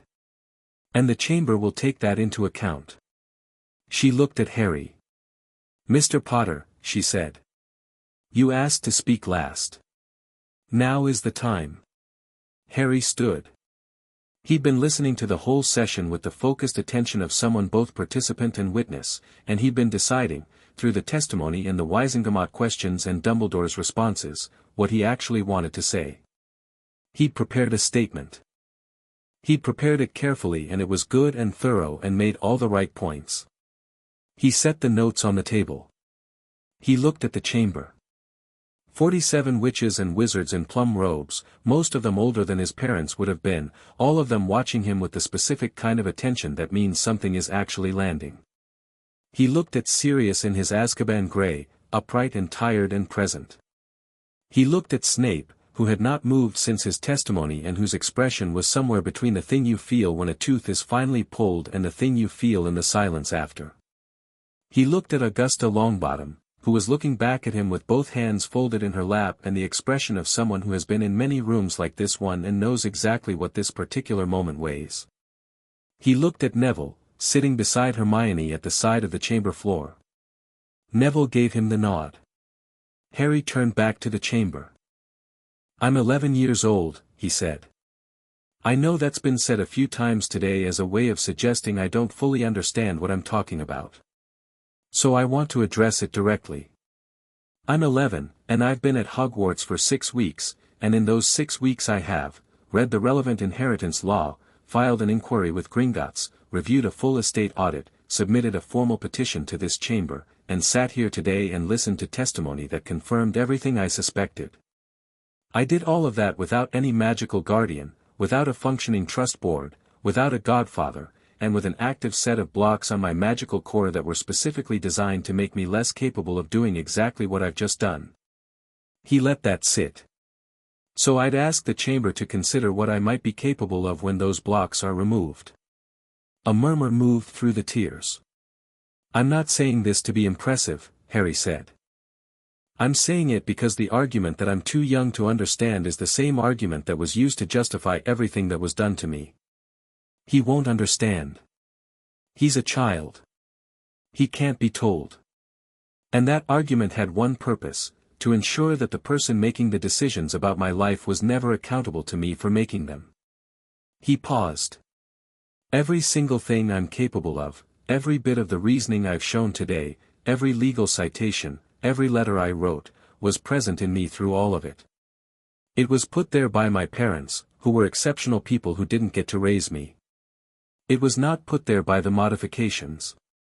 It survived them. He looked at Dumbledore. You tried to make me small enough to steer. I want the chamber to understand that the 11-year-old in front of you today is the reduced version. The one your modifications produced. Imagine what was there before. Dumbledore looked back at him. The warmth in his eyes was still there. Harry thought it probably always would be. That was the complexity of it. The most honest version of Albus Dumbledore probably did love him, the way a sculptor loves a piece of marble and calls the shaping kindness. I don't want Dumbledore imprisoned, Harry said. Several members of the Wisengamot looked surprised. I want 3 things, Harry said, and he'd decided these in the last 10 minutes, not from his prepared notes but from listening and watching and understanding what the room could actually deliver. First, I want Sirius Black released. Today. With full exoneration and the Pettigrew investigation opened immediately. He paused. Second, I want the full removal of every modification on my mind and magical core, performed by a specialist of my choosing, witnessed by Gringotts and a ministry-certified healer, documented for the record. He paused again. Third, I want Dumbledore's role at Hogwarts to be reviewed. Not by himself, as Chief Warlock. By this chamber. I want independent oversight of his decision-making going forward. Not removal, I'm not calling for removal. I'm calling for accountability. He let the word sit. That's a thing this world hasn't asked of him in 30 years. I'm asking for it now. He sat down. The chamber was very still. Then Ogden said, to the chamber at large, I move to vote on the release of Sirius Black under emergency exoneration proceedings, pending completion of the Pettigrew investigation. Seconded, said Marchbanks. The vote was 31-8. The 2 Aurors on either side of Sirius received new instructions through their communication devices. They stepped back fully. One of them, a young witch with close-cropped hair, quietly removed the binding on Sirius's wrists. Sirius looked at his own hands. He looked up at Harry. You did that, he said. His voice was rough. We did that, Harry said. What happened next happened quickly in some places and slowly in others, which is how consequential things work. Marchbanks moved to vote on the removal of Harry's modifications, that passed 38-9. The chamber appointed a specialist from the Department of Magical Healing, the name cross-referenced with Ragnarok's preferred practitioners list which Hermione had obtained and had ready, and the procedure was scheduled for the following week. The Dumbledore oversight motion took longer. It was Marchbanks who framed it, in the careful language of institutional procedure, not disciplinary action, not criminal proceedings at this stage, but the establishment of a Wisengamot Oversight Committee with full access to Dumbledore's decisions in his capacity as Chief Warlock and as Headmaster of Hogwarts. The criminal matters, the modifications, the fraudulent filing, the unauthorized imprisonment, were referred to the Department of Magical Law Enforcement for formal investigation, which meant they existed and were proceeding but did not require immediate adjudication today. Dumbledore, through this, was quiet. He voted against the oversight motion, which was his right as a Wisengamot member even in a session that concerned him. 7 others voted against it. 31 voted for. Marchbanks looked at him when the count was announced. The motion passes, she said. The committee will be appointed by end of business Monday. You will receive the terms of reference by post. She paused. Albus. I want to say, for the record, that this chamber does not doubt that you have served this world with genuine dedication for many decades. What we are saying is that dedication is not the same as the right to operate without accountability. She held his gaze. No one in this room is exempt from that. Including yourself. Dumbledore looked at her for a long moment. Then he nodded, once. And sat back. Harry watched him sit back, and what he saw was not defeat exactly, it was something more complicated. It was a man encountering a wall that had not been there before, erected by forces he'd helped train and shape, and understanding for possibly the first time that the thing he'd built had a logic independent of his intention for it. He didn't look broken. He looked like he was thinking. Harry thought, he will keep thinking. He will find angles. He will work within the oversight committee the same way he works within every structure, by becoming indispensable to it. But that was tomorrow's problem. Today, the vote had passed. Today, Sirius Black was free. They were in the ministry atrium when the aura processing completed and Sirius was released into, the word they used was supervised liberty, pending the Pettigrew investigation, but the supervision was a formality and they all knew it. He stood in the atrium with his hands at his sides and the fountain behind him and the gold figures gleaming, and he looked up at the ceiling, which was high and blue-black and hung with magical lighting, and he breathed. Harry stood nearby and gave him the moment. McGonagall, beside Harry, was very still in a way that had nothing to do with composure and everything to do with the fact that she'd known Sirius Black as a student, had taught him, had watched him be arrested with the rest of the wizarding world and believed, because she had been told to believe, and now was revising a decade of belief in real time. After a while Sirius looked down from the ceiling and looked at Harry. He started. I need several days to be human again before I'm useful to anyone. I want you to know that I know that, and I'm not going to make promises I can't keep yet. He paused. But after those days, whenever you're ready, Harry said. Sirius looked at him with those eyes that had a decade in them. I promised James I'd look after you, he said. I promised Lily I'd look after both of you. He stopped. I didn't. That wasn't your failure, Harry said. I know, Sirius said. It still sits in me that way. I know, Harry said. And he did, because it was the same feeling he had sometimes about things he hadn't been able to control, the gap between knowing you weren't responsible and feeling the weight of the outcome anyway. But it's going to be different now. When you're ready. Sirius nodded slowly. Augusta Longbottom had arranged for him to go to a private residence, one of the Order's old safe houses, she told him quietly, one that was under her authority now and had been properly sanitized of any of Dumbledore's monitoring. He'd have a room, privacy, a healer visiting daily. He'd have time. He shook Harry's hand before he went. Not like a handshake, like something more serious than that, both hands, firm and sustained. You're remarkable, Sirius said. Both of you, your parents. You're both of them. He left with the escort. Harry watched him go. Neville came to stand beside him. My gran is crying, Neville said, with a kind of quiet wonder. In there. He nodded toward the chamber corridor. She never cries. She's been waiting a long time, Harry said. Yeah, Neville said. Yeah, she has. He was quiet a moment. Harry. The remembrall. Harry looked at him. Neville reached into his pocket and pulled it out. It sat in his palm, small and clear. Not red. Not glowing. Not anything. Just glass, clean and still, catching the light from the atrium ceiling. Neville stared at it. Then he laughed. It was a surprised laugh, the kind that comes before you have time to prepare a response to something, genuine and unguarded and a little wet at the edges. He closed his hand around the remembrall and pressed his fist to his chest and stood there a moment. Harry put his hand on Neville's shoulder. Just briefly. Then he turned because Hermione was coming across the atrium toward them at pace with her notebook under her arm and Ron behind her and Arthur Weasley behind Ron, and she had the expression she wore when she'd understood something important and needed to say it immediately.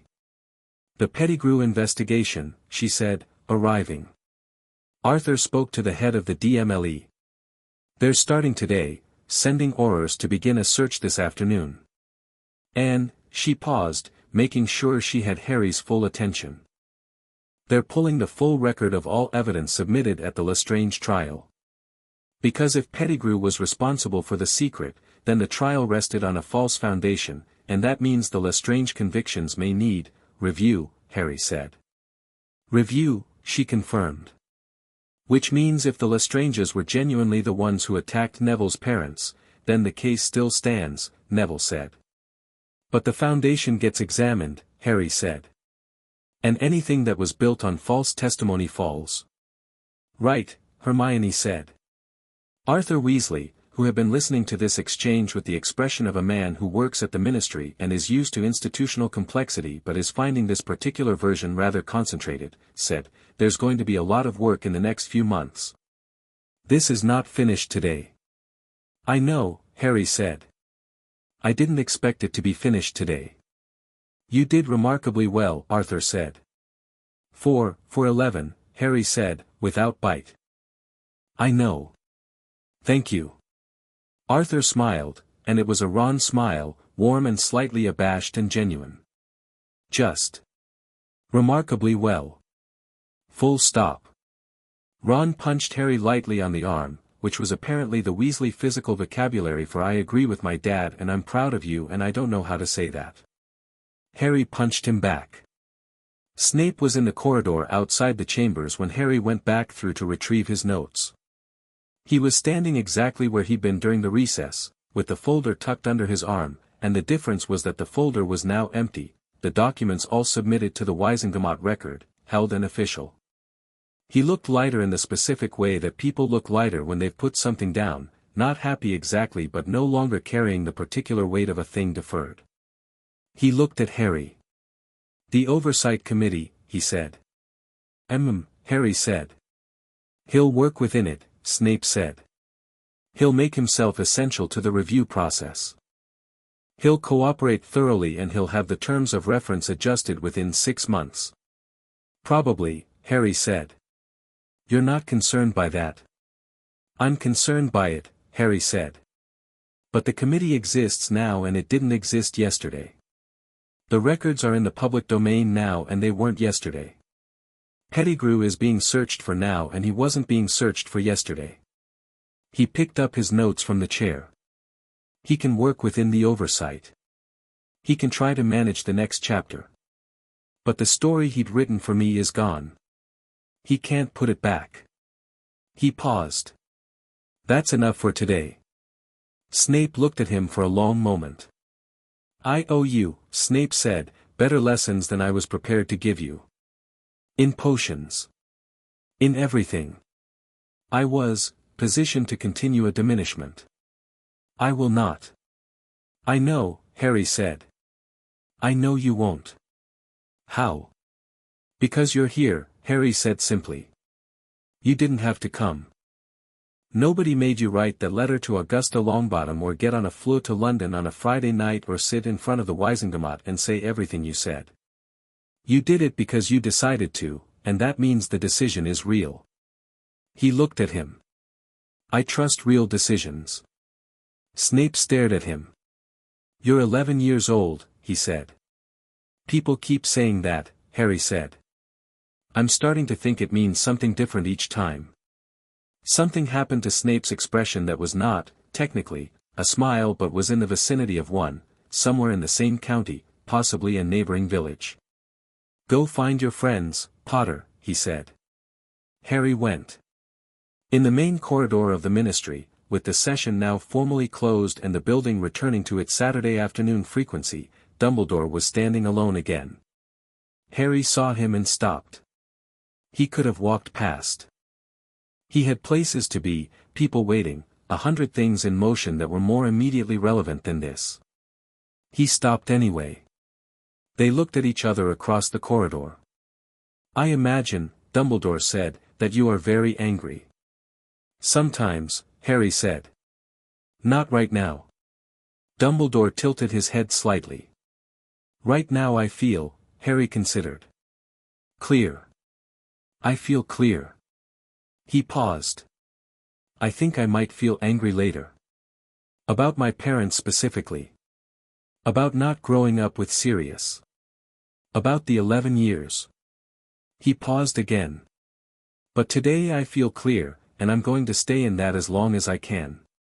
"You said you believe I loved you," Dumbledore said. "I believe you did," Harry said. "I believe you do. I also believe that love without honesty is just a more comfortable kind of control." He met those blue eyes steadily. "You should have told me. All of it." From the start, as soon as I was old enough to hold any of it. You should have trusted me. You were a child, Dumbledore said. Children survive terrible truths better than adults think, Harry said. I know because I was one, and I did. He paused. You wanted to protect me by keeping me ignorant. But what I actually needed was someone to tell me the truth and stand beside me in it. He looked at him. That's what Sirius would have done. That's what my parents would have done. You took that from me because you decided your plan was more important than my actual life. Dumbledore was quiet. Harry waited a moment longer. I'm going to come back to Hogwarts, Harry said. I'm going to learn everything I can and I'm going to do it as myself, without the blocks, without the modifications, without the academic suppressor or whatever else is in there. And whatever Voldemort is doing, whatever's coming, I'll face it. Not because your plan requires it. Because I choose to. He paused. That's the version you said you wanted. The one where I choose. So I'm choosing. Just not the way you arranged it. Dumbledore looked at him for a long time. I have made, he said, very quietly, very grave mistakes. Yes, Harry said. Not cruelly. Not triumphantly. Just confirming. I still believe the outcome, I know, Harry said. I know you do. You're going to have to live with the fact that you might be right about the outcome and completely wrong about everything you did to get there. He held his gaze. The committee will help with that. That's what accountability is for. He walked away down the corridor, and Dumbledore watched him go, and behind those blue eyes something was happening that was complicated and private and would take a long time to resolve, and that was his to deal with now. Harry had his own things to deal with. He walked back to the atrium where Hermione and Neville and Ron and Arthur Weasley were waiting, and McGonagall was standing a little apart checking her watch, and the afternoon light was coming in through the high windows and making long rectangles on the polished floor. Ready? Ron said. Yeah, Harry said. Let's go home. It wasn't until they were through the flue and back in the leaky cauldron that Harry realized what he'd said and that he'd meant it. Hogwarts was home. His first one. His real one. Not because Dumbledore had put him there, but because of Hermione reading beside him on the library bench, and Neville's Remembrall sitting clear in his palm, and Flitwick falling off his books, and the hat choosing him for who he was not who he was supposed to be. He'd take that. He'd take every bit of that. Augusta Longbottom left the ministry last. She stood in the empty Wizengamot chambers for a few minutes after everyone else had gone. The plum robes of 47 members had left the seats. The clerk had packed up the documents. The lights were dimmed to their after-session level, amber and low. She stood in the center of the chamber floor where Harry had stood 2 hours ago. She looked at Frank's photograph in her mind the way she always looked at it, present, precise, kept carefully. She thought about what Snape had said in London on Friday and what the healer's statement had said today and what the Gringotts records confirmed and the long accumulated weight of everything that had been true all along and had simply needed a room large enough to hold it. She thought about an 11-year-old boy writing 3 lines at the bottom of a formal legal letter, Neville is well. He is brave and I'm glad to know him. Whatever happens next, he will not be alone in it. She stood in the empty chamber for a while. Then she put her hat on, the one with the vulture, the one she would always wear regardless of what anyone thought of it, and she walked out into the corridor and through the ministry and into the afternoon. There was still a great deal of work to do. She was looking forward to it. Chapter 6, After the hat. 3 weeks after the Wizengamot session, on a Tuesday morning in early November, Harry sat in a small room at St. Mungo's Hospital for Magical Maladies and Injuries on the 4th floor and let a healer named Miriam Strout remove what was left of him. The modifications, she explained in the days before the procedure, couldn't simply be lifted all at once. You didn't just pull 37 stitches from a wound simultaneously. You worked through them in layers, starting with the most recent, the most shallow, the ones laid over the top of everything else. Some would come off easily.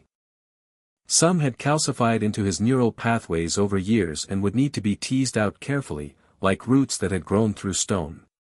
Harry had asked her, "What will it feel like?" She'd said, "I honestly don't know.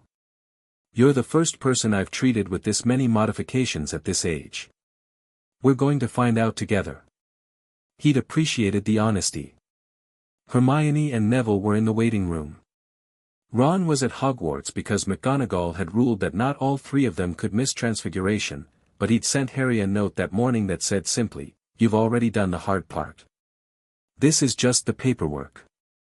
Harry had folded it and put it in his pocket, and it had been genuinely helpful.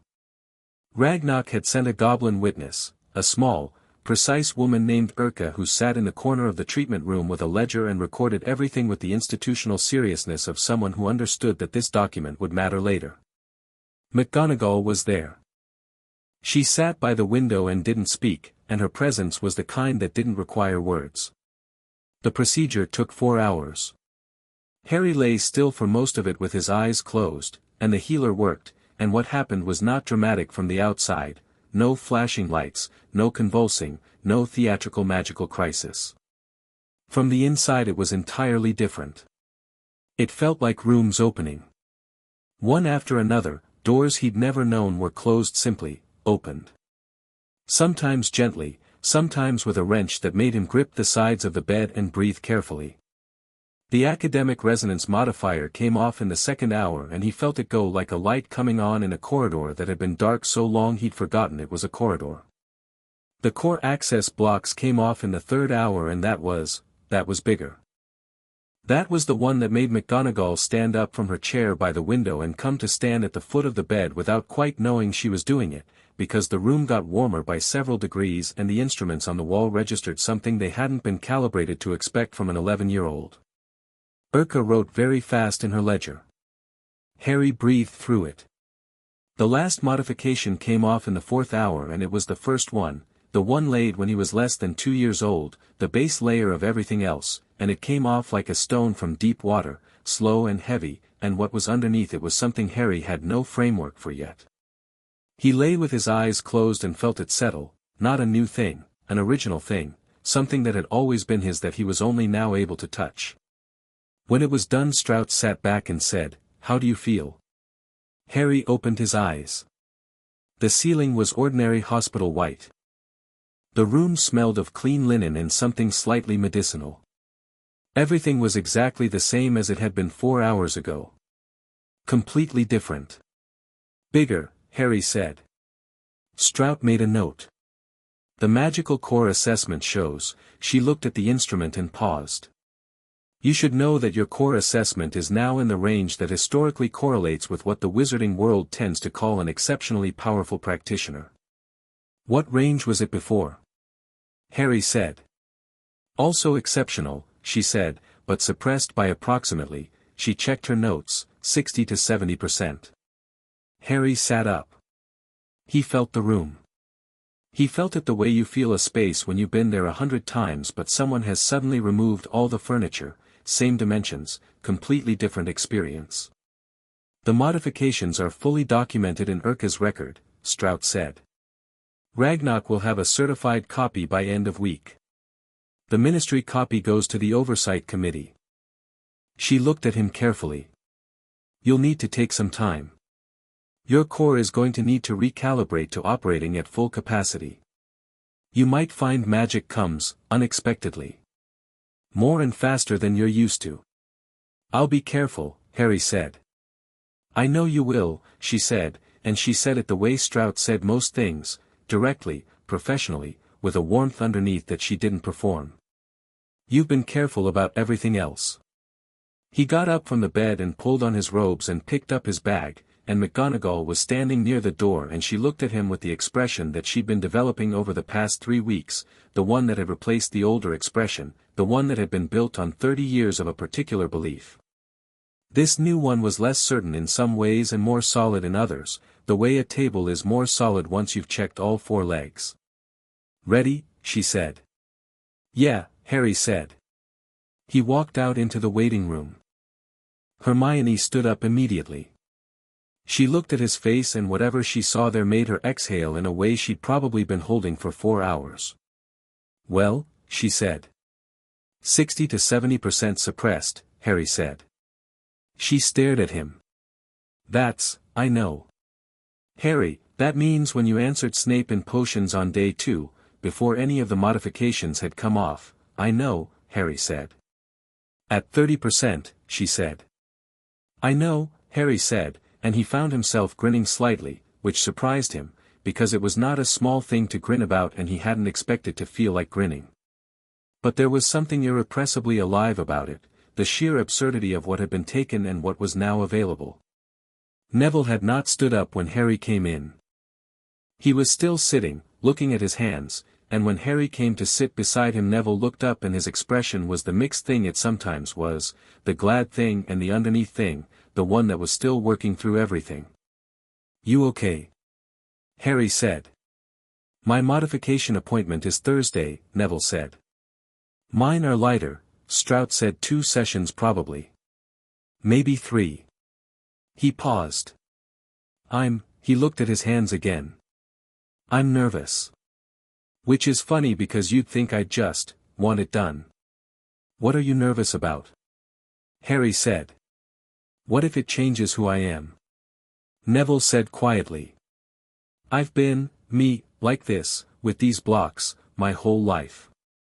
What if the version without them is someone I don't recognize?" Harry thought about this seriously, because it deserved to be taken seriously. "The remembrall," he said. Neville looked at him. "It's been clear for 3 weeks, Harry said. Since the day after the Wisengamot session. And you've been you every day since. Same person who sat across the table from me the first night and talked about your parents. Same person who listened to Flitwick and Ragnarok and came to London and sat in that chamber and told me what to say about love and protection." He paused. "I think the blocks suppressed what was already there. I don't think they created you. I think they just made you quiet." Neville looked at him. "You won't be quieter," Harry said. "You'll be louder.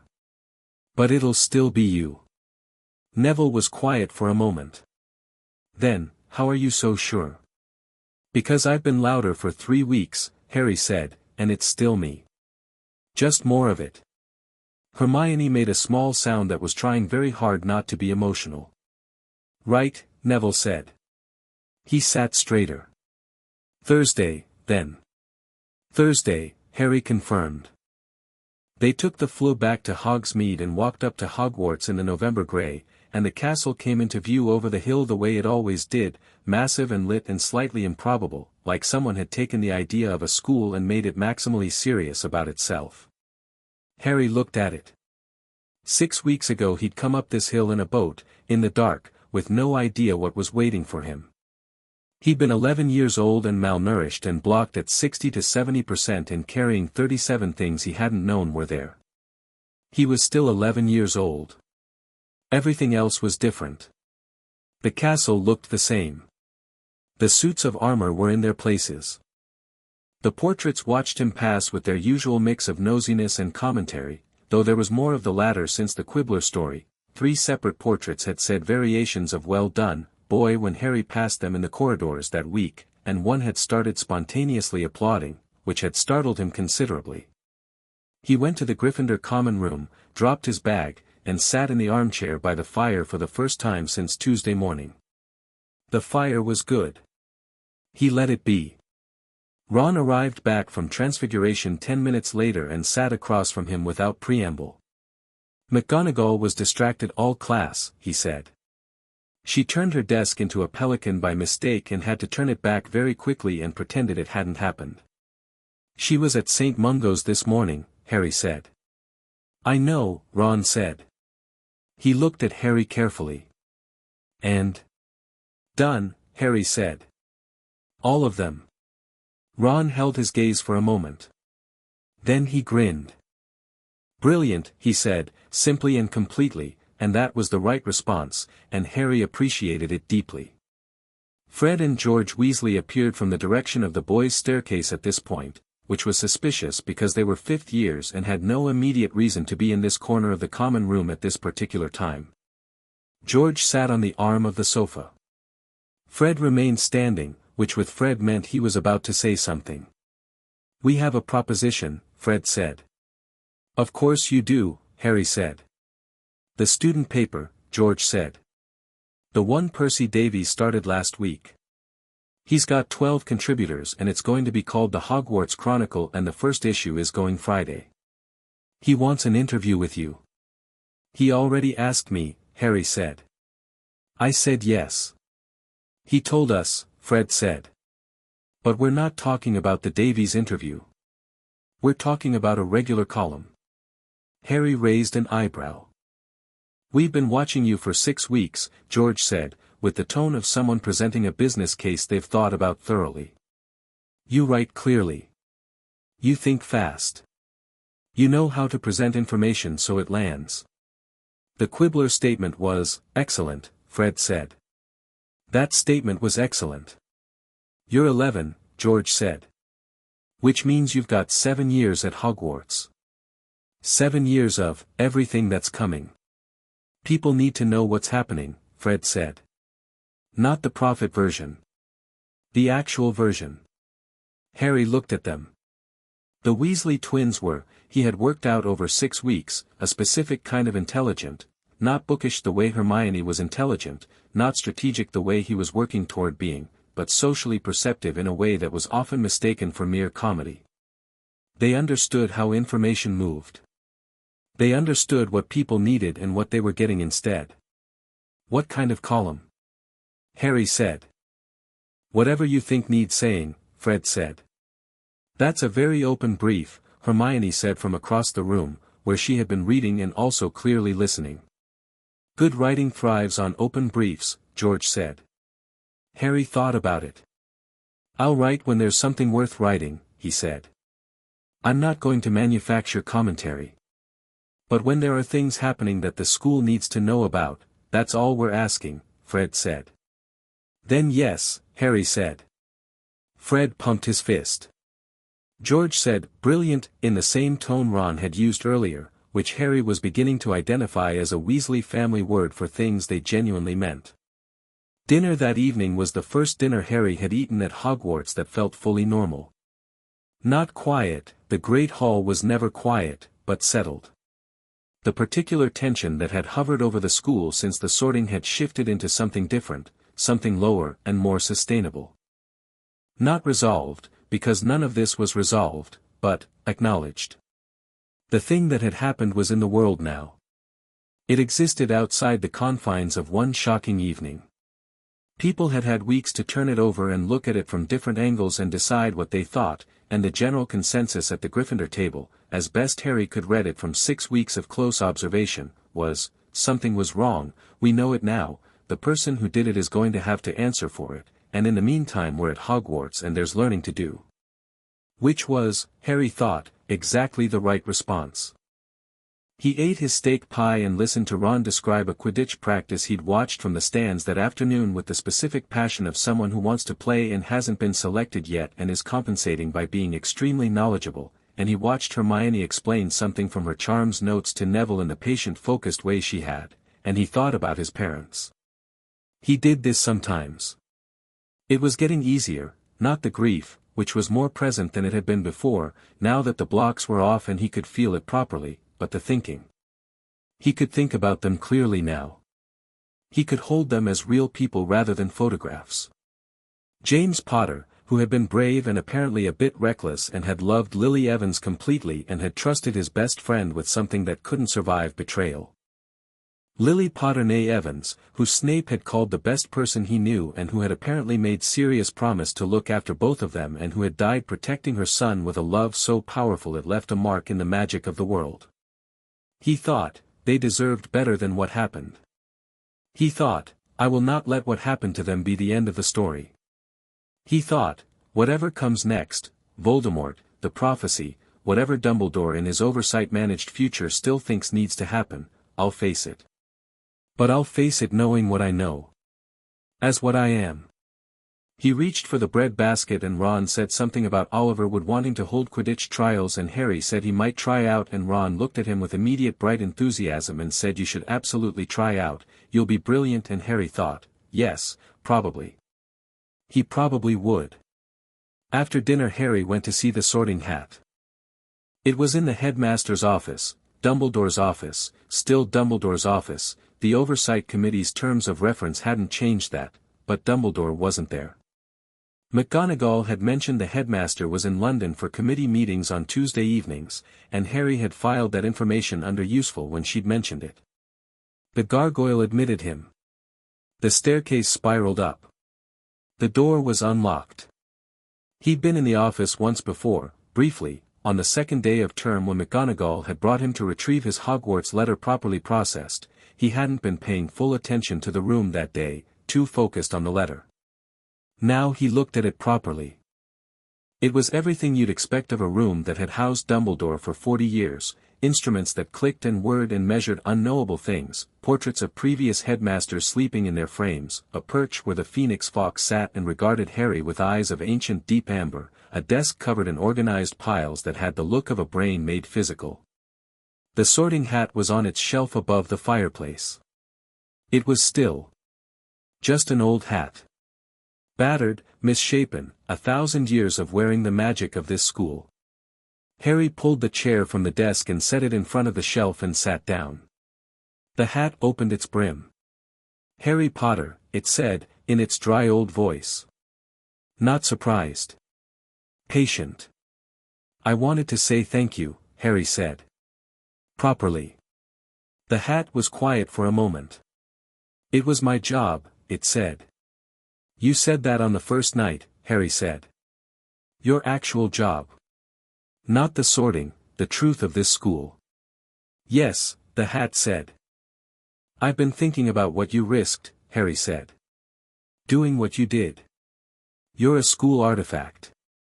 Dumbledore is the headmaster. You had to know that broadcasting that in the Great Hall was going to, I don't know what they could do to a hat, but, recalibrate me, the hat said. Modify my parameters.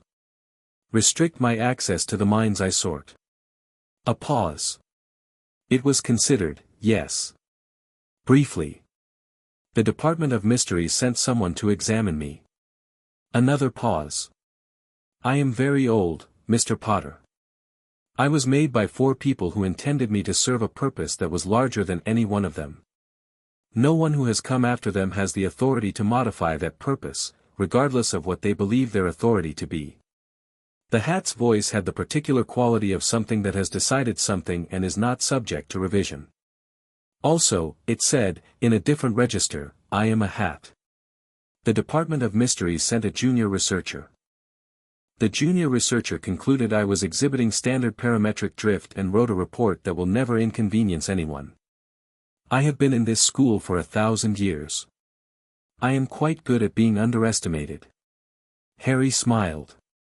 Can I ask you something? He said. You can ask. When you were in my head, Harry said carefully. You said you found the modifications. But you were also, sorting me. Reading me. And you said Gryffindor before I could ask. What else did you see? The hat was quiet for a longer moment than usual. I saw, it said, someone who was braver than he knew, because his courage had never been tested properly. I saw someone who was extraordinarily intelligent and had been spending that intelligence on survival for 11 years, which is a waste and also, paradoxically, the best possible training for applying it to something harder. It paused. I saw someone who had been lonely for a long time and knew how to be lonely without letting it hollow him out.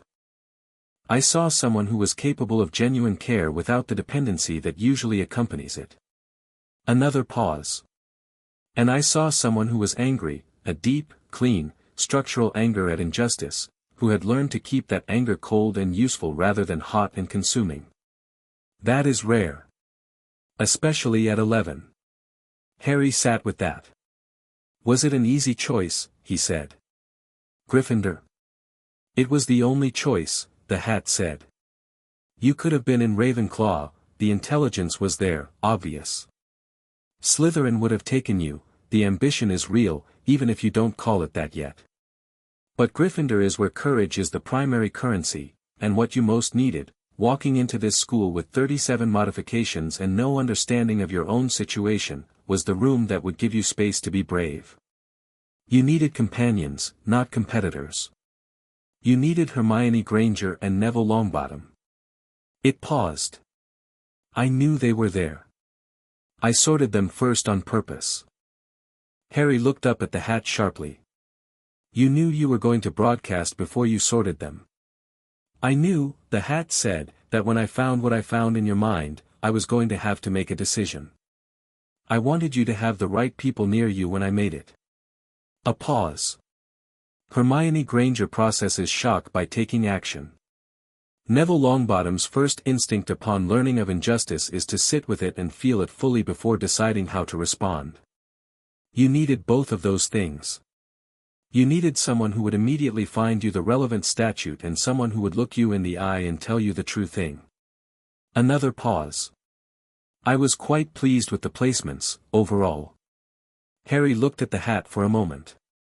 Thank you, he said again. Not just for the broadcast. For the placements.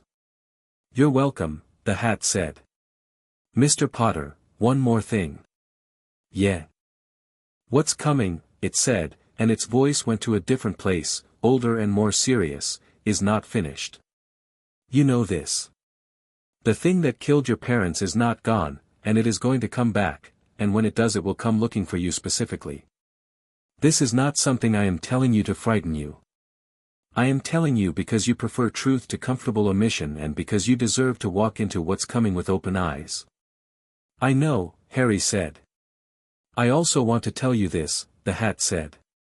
In 1,000 years of sitting on children's heads, I have read thousands of minds. Some were brilliant. Some were brave. Some were complex in ways that took the full duration of the sorting to understand.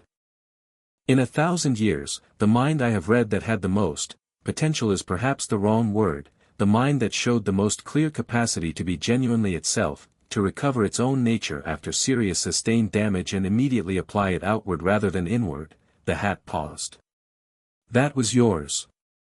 Last night of August, your year. Harry looked at the hat. You're going to be all right, the hat said, with the flat certainty of something that has seen enough to know what all right looks like when it's coming. Whatever all right ends up meaning. You're going to be genuinely, entirely all right. Harry sat with that for a moment. Then he stood, put the chair back at the desk, and looked at the hat one more time. I'll come back, he said. During the sortings.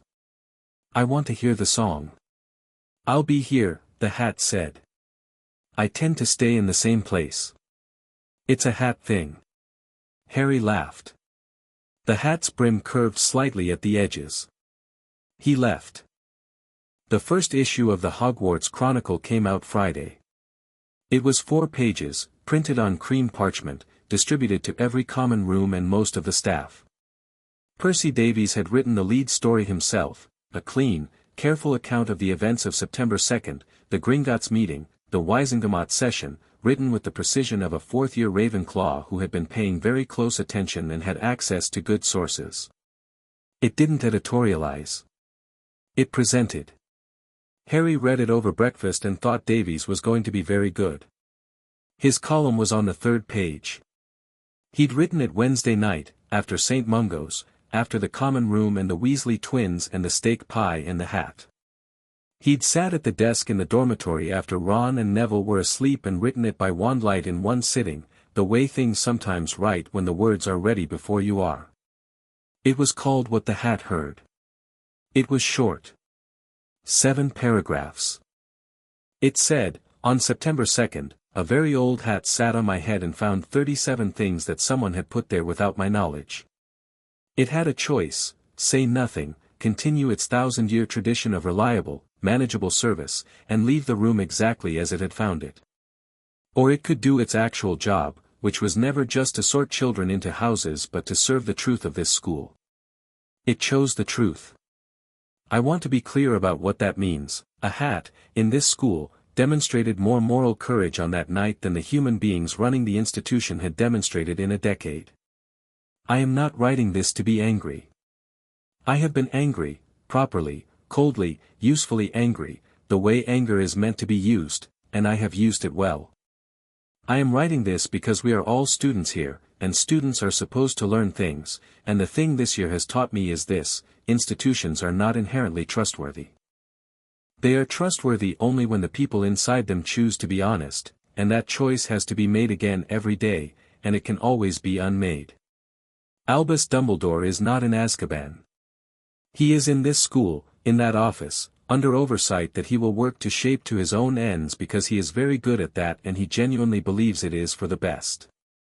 I am not asking anyone to be afraid of him. I am asking everyone to watch carefully, ask questions, and not mistake warmth for honesty. They are different things. Sirius Black is free. Neville Longbottom's parents' case is open. The Pettigrew investigation is ongoing. The modifications are gone. These are not finished stories, they are beginnings. The hard work of all of them is still ahead. I came to Hogwarts 6 weeks ago not knowing what I was, or what had been done to me, or what I was capable of. I know now. I intend to find out the rest. Whatever you are here to find out, find it. Ask for it. Do not wait for someone to decide you're ready to know. The column ran. By Friday afternoon it had been copied by hand by 3 separate students and sent home with weekend owls. By the following Wednesday, Xenophilius Lovegood had reprinted it in the Quibbler with a note calling it the clearest piece of student writing since the founding of the school. By the following Saturday, a copy had apparently landed on several ministry desks and a copy had been submitted to the Wisengamot Committee as part of the ongoing oversight record. Harry didn't know most of this when it was happening. He was in charms, working on the levitation charm with the focused joy of someone whose academic resonance modifier was fully off and who had discovered that theory, when you can actually access it, is extraordinary. He was in potions, making a sleeping draft that Snape marked with exceeds expectations and a comment in the margin that said precision of temperature reduction in 3rd stage is notably correct, which from Snape was, Ron informed him, essentially a standing ovation. He was in Transfiguration, where McGonagall had started giving him progressively harder materials to practice on after the Machinto Needle incident, and where she told him yesterday in that precise way of hers that she was going to arrange an independent study track for certain subjects to accommodate his current trajectory. He was flying. He tried out for the Quidditch team on Thursday, the day after the modifications were removed, and Oliver Wood had watched him on a borrowed broom for 45 seconds before saying, "Potter, you're on the team," in the voice of someone who has seen a thing and intends to use it. He'd been in the air for an hour after that, just flying, and the air had been cold and fast and completely honest, and he'd thought, this is what it feels like to be the actual size of yourself. He was going to need a better broom. That was on the list. Sirius wrote on the Saturday after the Wisengamot session. The letter was short. He said himself that he wasn't ready for long yet, that words were slow in coming back. But it said, "I'm out. I have a room. It has a window and it looks at a garden and I have been looking at it since yesterday. I wanted to tell you that. I will write more when more comes. You did something extraordinary. I was there for it." Harry wrote back. He told Sirius about the modification removal. He told him about Quidditch. He told him about Neville's remembrall, because he thought Sirius would like that detail. He told him about Snape's exceeds expectations and the Weasley twins proposition and the Sorting Hat's visit and the column. At the end he wrote, "Whenever you're ready, I'd like to meet properly. Not in a ministry corridor. Somewhere better than that. There's no rush. I have time now. I didn't used to, but I do now." He sent it with his own owl, a tawny he'd purchased from Elop's Owl Emporium during the Diagon Alley trip with money from his vault, the vault he now had full access to, the account fully transferred to his own management under Ragnarok's supervision. The owl's name was currently undecided. He'd been calling it various things and it had been responding to all of them with equal indifference, which he found appropriate. The reply came back Sunday evening. Somewhere better than a ministry corridor sounds right. How about Christmas? Harry folded the letter and held it for a moment. Then he wrote back, Christmas. November settled into the castle the way November does in Scotland, grey and wet and dramatically cold, the kind of cold that makes the fires better, makes the communal warmth of a common room feel genuinely earned. The grounds were bare, the lake was dark, and Hogwarts contracted inward and became cozier and stranger simultaneously, the way old things do in winter. Things were not resolved. Harry would have been suspicious of resolution. Resolution was a story's shape, and life was not shaped like a story, it was shaped like a sequence of choices, each one feeding into the next, each one potentially changed by the one before it. The Pettigrew investigation was ongoing. Aurors had begun searching the wizarding world for a grey rat missing a toe with a history of being slightly too long-lived for a normal rat. They hadn't found him yet. Harry thought they would eventually. Pettigrew had had 10 comfortable years, but comfort made people sloppy. The Lestrange trial records were under review. The formal investigation into Dumbledore's actions, the memory modifications, the fraudulent filing, the unauthorized imprisonment, was in progress, moving through the Department of Magical Law Enforcement at the pace of official investigations, which was slow but not stopped. Snape had given additional statements. Ragnarok had provided everything Gringotts had. The machinery was moving. The Oversight Committee had met 3 times. Dumbledore had attended all 3 sessions and been, by all accounts, cooperative and engaged and quietly. More actions. AI chat. Your membership replaces 5+ AI subscriptions. Learn more. Claude Sonnet 4.